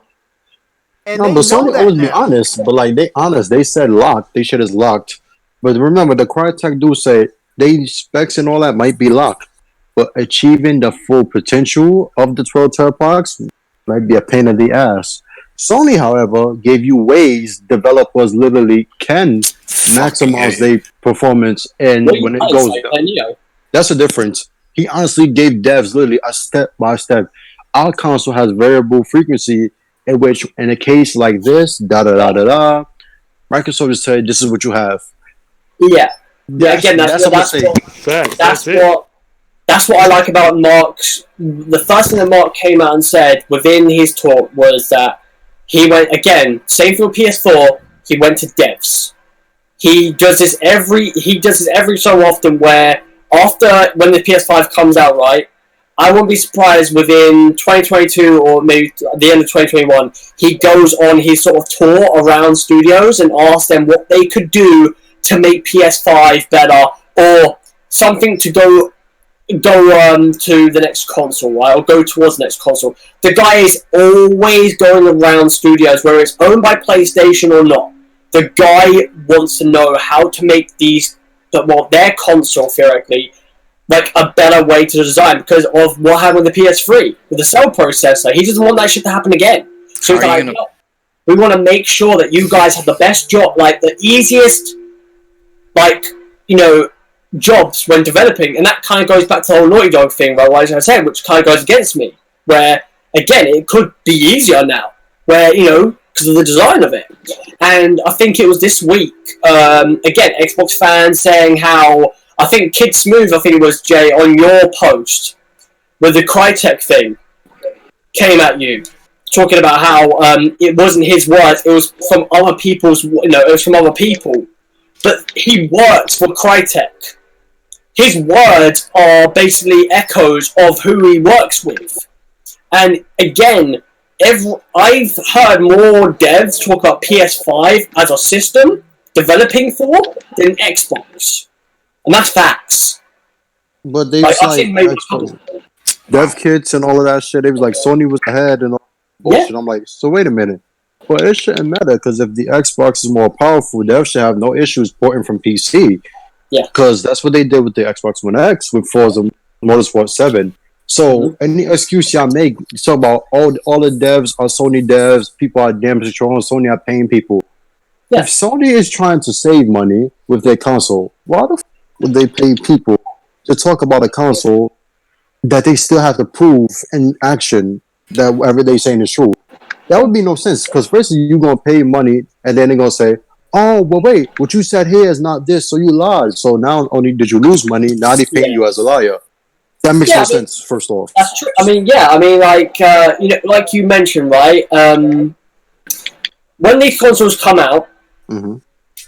It comes to this notion of like Xbox they've somewhat had the power narrative every fucking time, right? They've always had the sense of some sort of narrative when it comes to power, and taking it from this point of like a standard PS4 or a Pro, let's say PS4 Pro to Xbox One X, right? We look at Gears of War 5, for instance, right, running on an Xbox One X, and then we look at, let's just say, Last of Us Part 2 or God of War, whatever. Look at those games at comparison, right? Like, Sony, like, their devs as well as themselves, right, clearly take advantage of the power of their system more than what they do. Because when Series X comes out, right, because they talk about 12 teraflops, talk about this velocity fucking architecture and X, Y, and Z, alright, fine, cool, that's great. And we all know that third-party games, theoretically speaking, are not going to be a massive fucking difference between the two consoles. They'll be very fucking similar, because these devs, if they are to make Series X copies of their games, in some sense, substantially better than the PS5, they are expected to get paid to develop it for that system, and there's no fucking way Microsoft are going to get, whoever's going to give them the money is going to be Microsoft to do that, right? And Microsoft are going to give them additional money for that to happen. So it's going to be on the same it's going to be on the same fucking sort of scale as PS5. Okay. Where you will see that power is from the first party game, and I can say this with pure fucking confidence that I don't know that Quantum Error is being made strictly for the PS5 by itself. But when this is an exclusive, they're working with Sony. Like, it's gonna come to PS4, I believe, PC or one of them things. But I was gonna say, what Ed was saying. Remember, you already have a game that's already being talked about to have a version for the Xbox Series X, and that's Cyberpunk. So they already got somebody. But remember, they already got CD Projekt Red, and they also have Bethesda. But Bethesda is talking nice about the DualSense. So it's like, what's going on? Because I know the exclusive is going to take advantage of the PlayStation. It's always the case, but I think this time around, Microsoft is focusing more on first party, like I said, like about 2 hours ago. Microsoft knows they need first party to show off that system. That's why they showed Hellblade. When you think of Hellblade, then look at Ghost of Tsushima. And then you look at the first Last of Us trailer when the woman is hanging upside down, flickering and all of that. It's sweating. Look at that game. Yeah, and then look at Hellblade. Yeah. You telling me they always need next gen? Like, come on. I said that earlier about Microsoft going to make some template games like Sony. They're going to. Yeah, they're going to. Like, I mean, with Hellblade, just like I was saying though, like, because I said it's a fatal, right? Mm-hmm. How many of us actually think that game's going to look like that gameplay wise? There's no chance. But PlayStation, depending on how long that game is, like, again, this, like, if that game is short, I could see that game looking like that. But if it's like a fucking, like, a 20-hour game and a 25-hour game, that ain't gonna look like that. Or something's gonna choke, something's gonna fucking stumble, right? Whether it's framed, whether it's whatever, I don't fucking know. But the fact of the matter is, I don't see that being the case. It's like Halo Infinite, right? Sent another super chat. He got some insight for us. He said the Crytek devs simplified everything. Mark Cerny said in his initial report on the PS5, and then broke down how Sony's IO and an SSD is more efficient than Microsoft. Look, before this dev came out and said it, we had how many 5 or more different devs say the same thing about how good, how easy. Look, when you make a system around the developers, they can't stay away from you. What you need from them is games, right? Everybody needs games to push their hardware. If you make that system so easy to develop for that they can pump out games at a faster rate and with less stress in developing, bro, you're always going to be the favorite. Yeah, that's how. That's what Xbox 360 was, though. Yo, me and you be thinking the same shit, bro. Like, yeah, bro, that's the fucking things, bro. The whole cell processor thing was like, again, first-party games for PlayStation were really good, but then when it came to third parties, all the other devs, the externals, were like, no, this is hard to develop for. This is like, yeah, it was. Like, the fuck, I think the first dev, third-party wise, besides Kojima Metal Gear Solid 4, the first third-party dev that really took advantage of the cell processor, you'd be surprised, was Activision. Who made Black Ops 1? Yeah. Treyarch, I think. Treyarch. Full advantage of the Cell 1, because the PS3, it usually had frame drops. It looked identical to the 360 version, right? Yeah. But it ran at a more stable frame rate. Yeah. A lot of people didn't know that. Because if you notice, more Call of Duty games started to sell more PlayStation when 2009 came around. And I think after that, Ubisoft, when they made Assassin's Creed 2 and 3, they really started to get the hang of the cell processor. And not just them, then you have Bethesda, well, they always trash. But then you had EA with their games. Then you had GTA, so lazy. GTA. That Bethesda hate. I don't know about it. It became in a cycle, and then you started having all the devs like, like that's how you do it. But it was too late at that point. When devs really got the hang of the PS3, it was already 2012, almost 2013. Yeah. I think Rockstar did it the best. I mean, it's funny as well. I mean, just to at the moment, add on to like the PS5 at the moment. Again, like the I understand the architecture and the focus of the architecture as well as the SSD, but like another thing that again, sort of, we won't know until we get these things in our homes or whatever.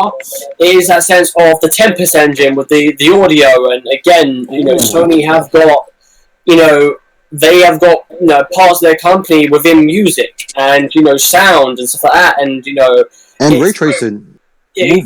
That as well. Like, let's get back to the games. It's that sense of like PlayStation want to make a jump in specs as well as again how the controller reacts to the game as well as the sounds of the game, right? And all these things, if everything Mark Sony's saying comes to light in what he wants or how he envisions it, that console is going to be really good. Like, it's going to be fucking great. And it goes back to that thing of what we said, right, with Xbox One X. Like, with Resident Evil 3, it chugs in frames. Doom Eternal chugs in frames because they pixel push the shit out of these things, which they don't. Again, like, this is obviously, yes, partially towards the devs, yeah, but it's also a sense that Xbox is pushing that narrative of wanting to get those pixels pushed. No. And when we look at first-party games, we said like it's clear PlayStation they push the tech in a better like a stable rate than what Xbox do, where it's unbalanced. Gears 5 looked good, right? For an Unreal Engine 4 game, it looked really good, but like, I look at Days Gone, that's the same. Like, they pushed that engine in a different narrative, but it looks fucking great.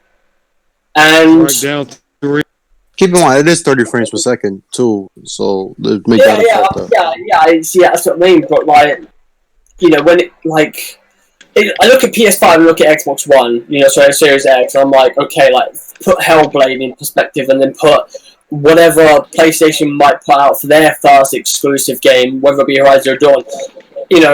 If, let's just say, like, PlayStation 5 games look nearly pretty much as better than what they do, what theirs do, it is that sense of, like, people are going to be looking at that, like, point fingers. I mean, like, look at Grounded, right? People make fun of that game, and then they put that comparison against Last of Us graphically.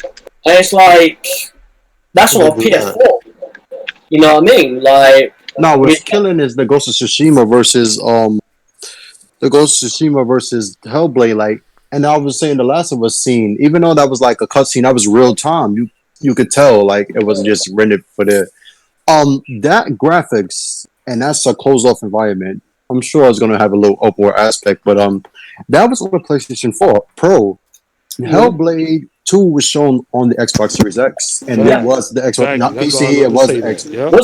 Wasn't that they always need a game from something next gen console wise to match Sony's previous? Wasn't it's the same way. Just to say, wasn't Halo the thing they showed last year of Halo Infinite? You know, the guy in the ship, was that running on Series X specs? No, PC. But was that PC based on the specs of the Series X?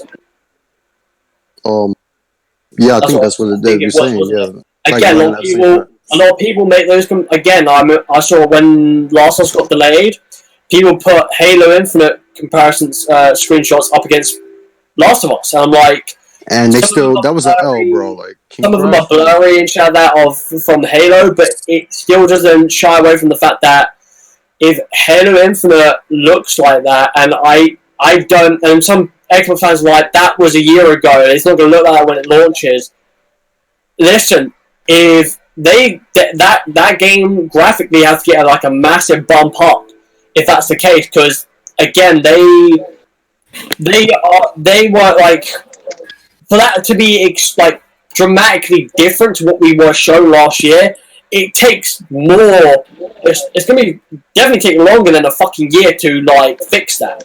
So I think that game will look somewhat like close to what we saw last year.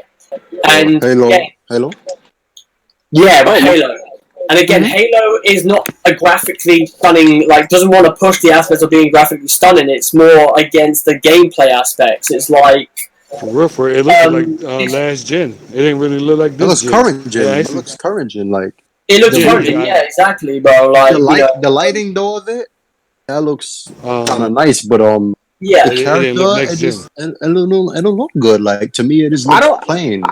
Yeah, it did. I don't know why anyone at this point... Y'all need to take a look at one game. One game is going to show you the future of gaming, and that is Bleeding Edge.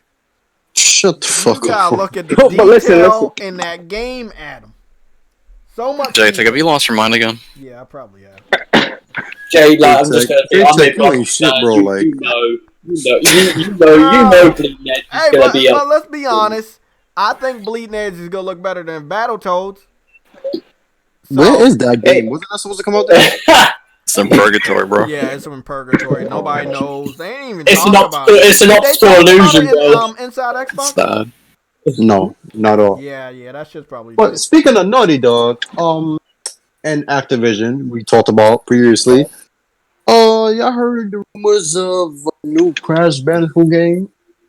I heard that rumor before they showed off what it's gonna look like on the cell phone. So, okay, yeah. Yeah, so I don't know if they were talking about the new one or the new one was the cell phone game. I had that rumor a couple of times. Yeah, me too.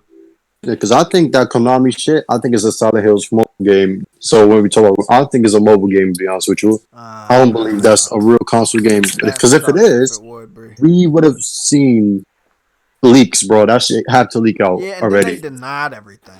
Remember, they just came out and denied anything. They didn't deny everything, though. Not everything. What did they deny? They denied the purchase being bought out by Sony. That's the only thing they denied. No. And then Sony was buying the IPs. That was it. Really?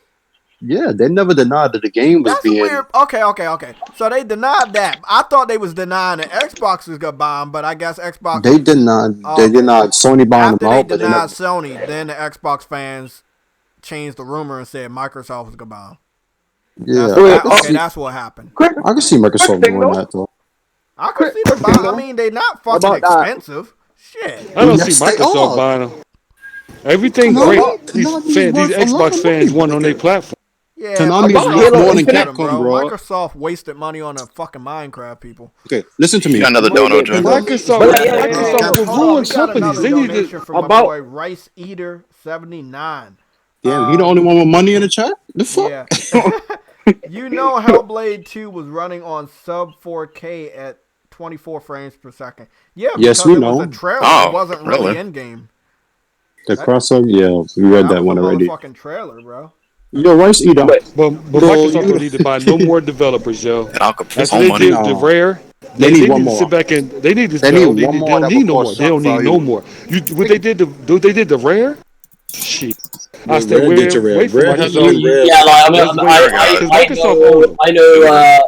I think Jay, you know, permanently angry that jumped in the chat a few times on PlayStation, right? You spoke to him. He used to work for Rare, and he states every fucking time we talk about it, Rare are no longer who they used to be. It was never that. The Rare that you remember. Is that why he's angry? The Rare that you remember are no longer at that fucking studio. They are no longer there, bro. That is not the same Rare back in the day. Microsoft drained their resources. Well, wait, you see them in the videos, though? They have, like, even their shirts have holes in them, man. Like, that studio is just, the quality's dropped across the board, bro. Like, no lie, I'm not even joking. Check out that video. Their stupid interviews. He had a hole in his shirt. Yeah, dude, man. Microsoft do to their developers? So Microsoft, we just need to hold back and see what their developers do. The 14 or 15 studios they got now, we need to sit back and realize and wait till one of them disappear. But how long we been waiting? Motherfuckers and know they not going to. Nah, bro, because you never I'm know. being serious, bro. You can look at these guys and know they not. Look, shit. Hold on, I got the video, bro. I got a video. Hold on. Y'all keep talking. I got the video of Matt Booty. Talking about the games are not gonna be real AAA. They're gonna be like enhanced double A. Yeah. Listen, yo, I heard somebody say Microsoft should buy one more studios. I think they should. One is gonna have a shock value. Because remember when they got Ninja Theory, people was like, "The fuck?" It was just with PlayStation, and then they bought them, right? Sony killed all of their hype. Every purchase they had was just Insomniac, right?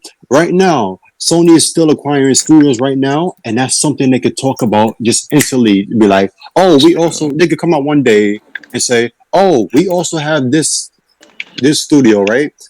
Microsoft needs something that was going to carry them because they don't have really no more games to talk about. Ori came out now, so they're not getting Final Fantasy. Bleeding Edge, nobody gives a fuck about. Think about it. Like, what do they have to talk about right now besides the console? This is like 2017 all over again. They had their little things, and now they just the lead up to the hardware. Meanwhile, in 2017, even though the Pro was already out, Sony had game after game after game. Sony has released games already, and now they have more shit to talk about. I have it. They have the console. They have the console still to talk about. The controller, even still to break down to that. Hey, more bro, games. Studios. I got a continuation of everything you just said, bro. Talk your shit, bro. Because I'm just wondering. Just before you, Jay, just real. Actually, no. Give me a sec, man, because I didn't say this shit, right?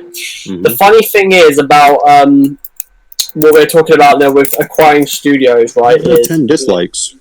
If you give me a sec, bro. If you give me a sec, bro. I want to hear what you're gonna say. Offended by that content. Yo, but first thing, just give me a roll. So we can listen to the voice of Matt Booty. That comment, one second, bro. That comment about Halo Infinite, right? Talking about how they're saying it's gonna look better when it comes out. Have they not realized in like the last decade, pretty much half the shit that they show at E3 ends up being worse than when it was shown? Yeah, like a Crackdown. So basically. So what I was gonna say is, Jay, because I've rebutted this so many fucking times. How much? Just a real quick question. How much did Microsoft have to pay for Rare Studios? Oh, how much? Back then, a lot. I heard like like something 100 millions. Like it was a lot. Okay, yeah. Here it is, bro. 375 million. For Rare, and they still didn't recoup now. Money With that being said, right, they paid 375 million for Rare. Then we go to PlayStation. PlayStation acquired Insomniac Games for 229 million. This just like think about the games that Insomniac brought out to compare to them. PlayStation got a fucking deal of a lifetime. That's a fact. Especially nowadays. Stop the quality control, Adam. That's what you're doing. Bro, I think when it's... I'm sorry, bro. They paid 375 million for Rare. Rare were like, yo, we got money right now. And then some people were like, yo, 229 million. Fuck it, yeah. Like, Sony got a fucking... Like, it's just the aspect of thinking, like, Microsoft could have bought Insomniac for that money, but instead paid more for Rare. Interesting. They got so much money, they don't give a fuck how much a company worth. And you got Xbox people who say it's fucking justified. Just like Minecraft that got bought for how many billion? Microsoft was smart, $2 billion. Minecraft was smart to purchase more. That was smart. They low key run Minecraft, but that's just me. They own Minecraft. They run Minecraft. Yeah, they run it. They run it, bro. Like, they fucked it up. Minecraft. You ruined. Oh, okay. In my opinion, Minecraft is not as good as it once was. Who played Minecraft though? Who really plays it? I played every day. I don't play it. I played it on PS4. I play that shit every day. Game over. But the thing is, that number does go up every year. Minecraft numbers does go up every year, and I've seen.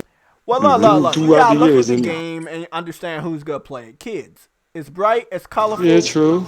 It's a kids game. It's always probably been a kids game. So look, let me put it this way. It's a cash cow for them, and that's why they acquired that studio. That studio has not made anything outside of Minecraft. They won't. So that's a Minecraft studio. Microsoft does that though. Let's look back at it. Okay, the developer that makes Halo now, they only make Halo. The developer that does Gears, they only make Gears. The people that make Forza, before they do Fable, if they're still doing Fable, they only make Forza. Their new game looks like Uncharted. The Last of Us. One game, and it's sad. Wait, hold on. Did y'all see the leak of Playground Games' next project? It looks exactly like The Last of Us. Yeah, with the dog. I was like, what? What the fuck? Like, bro. Copy them. Right? I mean, Naughty Dog even had inspiration from other people for The Last of Us and Uncharted. Get inspiration from that concept picture is a direct copy, bro. I know you saw that shit. That's a direct copy. I was like, bro, the highway, the signs, the cars on the... I'm like, bro, grass, moss, all of that on the road. Everything looks abandoned. The buildings in the background, you have the building that's leading. But you instead of making it square, you made it circular, like the Leaning Tower of Pisa, but it's the same building as in The Last of Us. Hope it works for them, though. It will, because they could say, look, now we got a studio that makes single-player games, because, they got Ninja Theory and... So, as far as the aesthetics, like people disappear in the world, or that's falling into the world, or graphics. We don't know. It just baffles me. It really fucking does, man. Like, yes, I don't know what Xbox or what. Some fans of Xbox, man, I don't know what the fuck they're wearing in their eyes or whatever, bro. They only want to see what they want to see, and it's like right. I think the Series X was a rush project too. It's that sense of also like when Sony was given the specifications of the PS4, he went into a little bit more detail than they did with the Series X. So I think this console model was rushed. So I remember when they bought, I think it was last year, the thing that surprised me the most, and again, this is not like him to do this, and that was when I saw Tim Schafer come out on their stage and announce that they've been acquired, Double Fine had been acquired by Xbox, and I was like to myself, that was the most weirdest fucking announcement, because again, Double Fine are not that, like, again, Tim, he's not that sort of guy that sort of settles at all, and I'm like, he's the sort of guy that would rather make a company and let it die as an independent than fess up to be a part of something. And I'm like, that was fucking strange. And to be fair, we really don't know what's going on within these. Sony could have went out and tried they probably was waiting on Sony to acquire it. We really don't know. Which studio? Wait up, who you talking about? Double Fine, because Double Fine dealt with Sony for a long time. Sony was not going to buy that. Fuck those guys. No, I know they're a small indie company, but I don't know. They was waiting around for something. Sony was not going to buy that studio. No, they weren't. No matter what, bro. Okay. The reason why I say again, like I'm saying, man, like Tim's not the sort of guy that would he would rather keep his studio as an independent than sort of make a deal. And a lot of people like within the industry have like they have the same sort of reaction that I did. I was like, it's odd, and I'm like, the other part of it feels like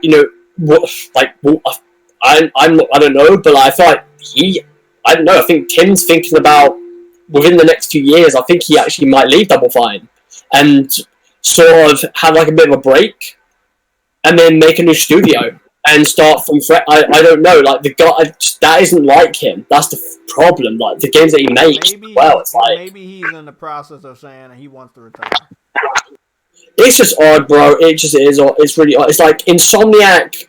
I understood again, like over the years, Insomniac with them, PlayStation have tried to acquire them so many fucking times, and it got to the point where I didn't know. I got to the point where I was like, it's not going to happen. I remember people last year saying before they announced it, like saying, who are they going to acquire? Everyone was like Insomniac, and I said, like, listen, they've been trying to do that for so long, but because of what happened in the past with Naughty Dog and PlayStation, they like something is just iffy. They don't mind working with PlayStation on games, but they don't be bought by them. And then when that announcement happened, it was like they came to their fucking senses of understanding that they didn't own any of the IPs that are of mention, like Ratchet and Clank, Spider-Man, Resistance, and because again, that's all Sony owned. Right, they don't own these, right? The only things that they theoretically owned were those PC game, VR games that they were making. So it was, again, like, they got to the point where, do we want to continue down this route, or do we want to be secure as a company? And that's what happened. They were like, fuck it, security. And now they're with Sony, and it made sense, because they Priority have made games for Sony, apart from Sunset Overdrive, and some VR games, but I'm just glad they're a part of Sony now, like officially. So now it's that sense of, they got the money, they got more of a backing as well. Stability. Yeah, stability, and fuck knows how it's going to transform that studio. They might, again, I don't know what Sony will do for them, but I will guarantee you that they will give them the money that they need to keep themselves, They got the biggest library of any studio so far that I saw Sony acquire. They have a huge yes, they have a huge library. That's what I was trying to say. Not only those indie games, they have that VR catalog. PlayStation don't. For me, this is my opinion, but I don't think Sony need to acquire any more people. I do. They don't. I think they need to acquire an RPG dev. That's what they need. Because see, they got tons of exclusive first-party RPGs under their belt that I would love for them to bring back, but they don't have a dev outside of Sony Japan studios. But that's their biggest studio, by the way. Huh? Yeah. That's their biggest studio, by the way. Yeah, they're doing great. What studio? Japan Studios, Sony's largest studio. It's the oldest too. Yeah. That's their largest studio. So they can make multiple games at once if they want. Remember, they was working on a lot of games this gen. A lot of games they made. And then they have VR. Remember, Insomniac.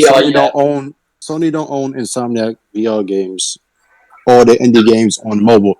They own Sunset Overdrive. Resistance. Fuse is still owned by Insomniac. Still, so it's only certain games Insomniac made for Sony that is owned. But if they want to sell them VR games to Sony. I just saw Dribble mention something, which, again, I would love for this guy to say this to every Xbox fan, and that is, Xbox doesn't have Microsoft's money. That is fucking true. They have a budget from Microsoft.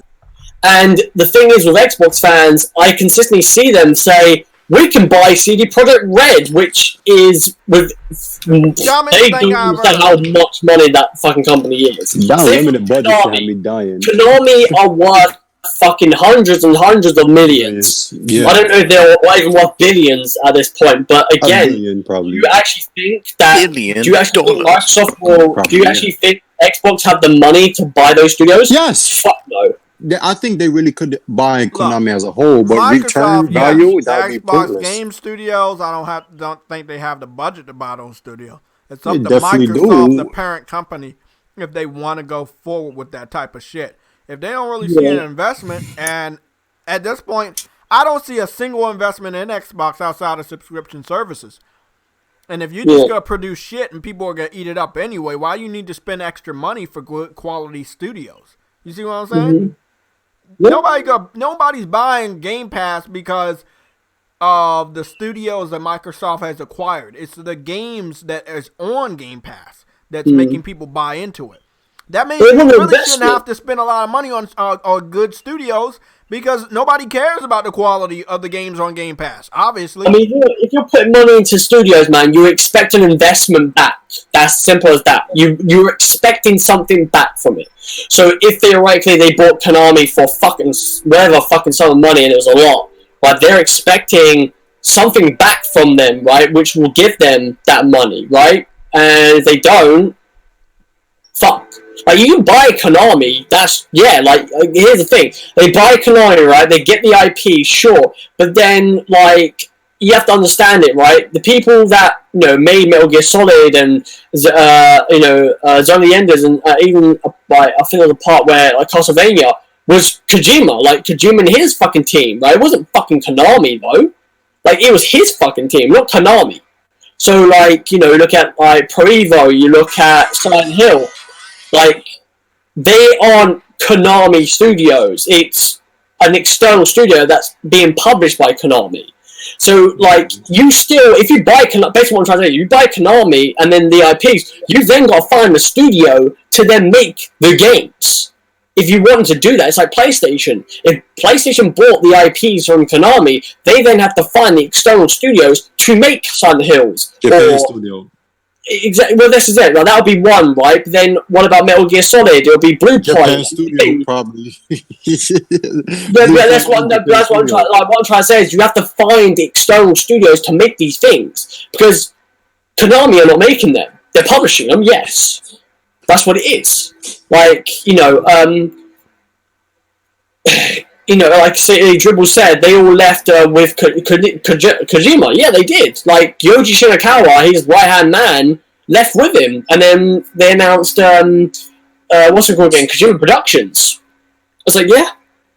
So when it comes, again, like, I'm not saying Xbox can't buy Konami, but, like, it says, if that actually happens, people will be thinking, what the fuck? Same thing with CD Projekt Red. CD Projekt Red, they say you buy them. But here's the thing about CD Projekt Red. You've got CD Projekt Red, books, and stuff like that. Then you've got the games. They're two separate entities, though. So are you talking about the games, or are you talking about the company? Oh, he pays close attention. See, this is why I like you have him here, because I've been saying that for the longest, and people be like, but that doesn't matter because this gaming is what we're talking about. But if you say they could buy the whole CD Projekt Red, they have other divisions besides just gaming. They would have to buy that as well. And they'd be like, well, they could just buy that part of... I'm like, it's not going to work that way. That's not how money works, bro. That's not how money works. Like, when it was like, Apple was going to buy Sony, and then they changed it to Sony Pictures. I'm like... That's a lot of divisions of Sony Pictures, bro. Oh, bro. You know, every time I hear shit like that from the Xbox fans, I laugh, bro, because you know that shit is fake, bro. But do y'all know that if they was to buy Sony Pictures, they would have to buy every type of rendering, buy out every fucking patent Sony has when it comes to audio, cameras, the lenses, and everything? How much shit they would have to pay for that, bro? People talk about Sony Pictures making no money. Oh, no. It makes money, and not just the movie, but the tech they use. So to buy that, they will have to buy Sony patents. Sony has like 129 patents for camera lenses, and you know, the camera, the tracking, like human tracking, like with a camera. They have the patents for every single one of those, which is why there's no camera that's more accurate than the PlayStation camera. Not even the Wii or the Kinect was, but. For them to buy Sony Pictures, they would have to spend a lot of fucking money. For Sony to buy Konami, they would probably have to spend probably 800 million, probably to $1 billion, even for Microsoft to do it. Konami is more than just the fucking gaming. Konami is a staple in Japan. Every single thing. You notice when you see like fucking soccer tournaments and all that, and you see the companies on the banners, Sony, Konami, you're always going to see Konami there. Especially when it comes to gaming conventions, you will see them. Atari, fucking Sega, Sony, even Xbox. You'll see there, Pepsi. All of those companies cost money. To buy Konami is fucking unrealistic at this point, unless you're spending over $1 billion and guaranteeing returns. If Konami themselves are not making games and making that much money, why would you buy them thinking it's going to change when they already have a bad reputation? That doesn't make sense. CD Projekt Red makes money, but to buy them, that means all the games will have to be multi-plat. I mean, yeah. And then you will have to write books and all of that shit. You're not going to make that money back for like 5, maybe 7 years. That's what they got to understand. You see, CD Projekt Red, they make games, yes. They make, again, you got the books, you got the games, and now you've got the TV series as well. Like, again, like that's the next broadened thing that they've recently done. Now, I don't know if they're doing any aspects of films, but right now it's just TV shows, but, you know, with Witcher. But again, like, it's just like, you know, Dribble mentioned, like, you know, Xbox fans think that they've got the money of Microsoft. No, Microsoft give them a budget, right, in which they have to work with, right? Not necessarily like they've got fucking hundreds and hundreds of millions in their back pocket. They don't. Like, and it's also a sense, right, with Microsoft buying more studios, in which I always hear from Xbox fans, and that is, you've gone and bought all these studios, right? How many of those studios have actually made games priority for your console as of right now? None of them, right? I'm talking about the new acquisitions. None of them are made a primary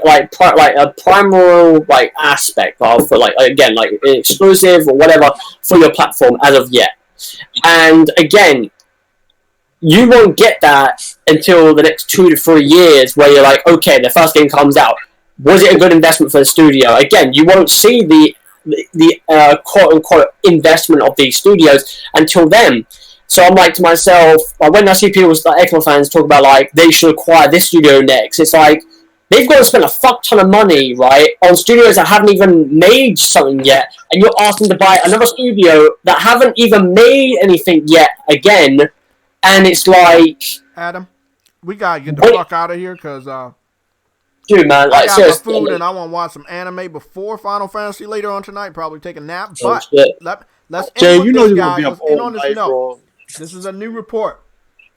Oh shit! The PC version of Witcher 3, 12 million sold. The PS4 version of Witcher 3, 10.8 million sold. Damn. The Xbox One version of Witcher 3, 4.3 million sold. Wait, PlayStation is closed? What the fuck? How much for the Switch? All I'm gonna say right now, how much for the Switch? 700,000. Yo, y'all still think it's a good idea to buy Japanese studios? For the Americans, it's not a good idea, bro. And that's Witcher 3. That's the Witcher 3, bro. And that's the first Witcher game on a PlayStation. Keep that in mind as well. Even though CD Projekt Red is still favorite of Microsoft, that game is selling more.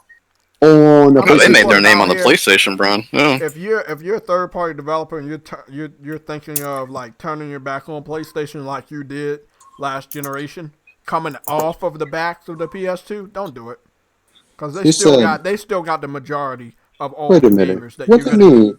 Sony could do it easily. Sony can't easily buy Konami, because for them to do that, they would have to buy out everything Konami was. So basically, they would spend a lot of money for what goes on in Japan when it comes to gaming. Even the arcades and all that shit, all the licenses they would have to buy from Konami, not just Metal Gear Solid, all them Castlevanias, all them other shits they have, even shits they made with Capcom.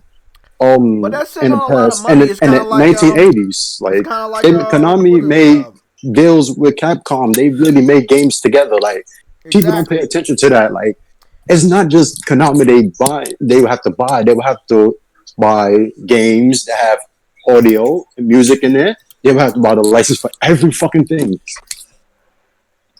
It was popping. I don't know, what you want? Okay, would you want to buy the company? Just some of the IPs. Adam, Spartan, thank you for showing up. Tiny Kid. Of course, bro. Game Over. I'm talking, bro.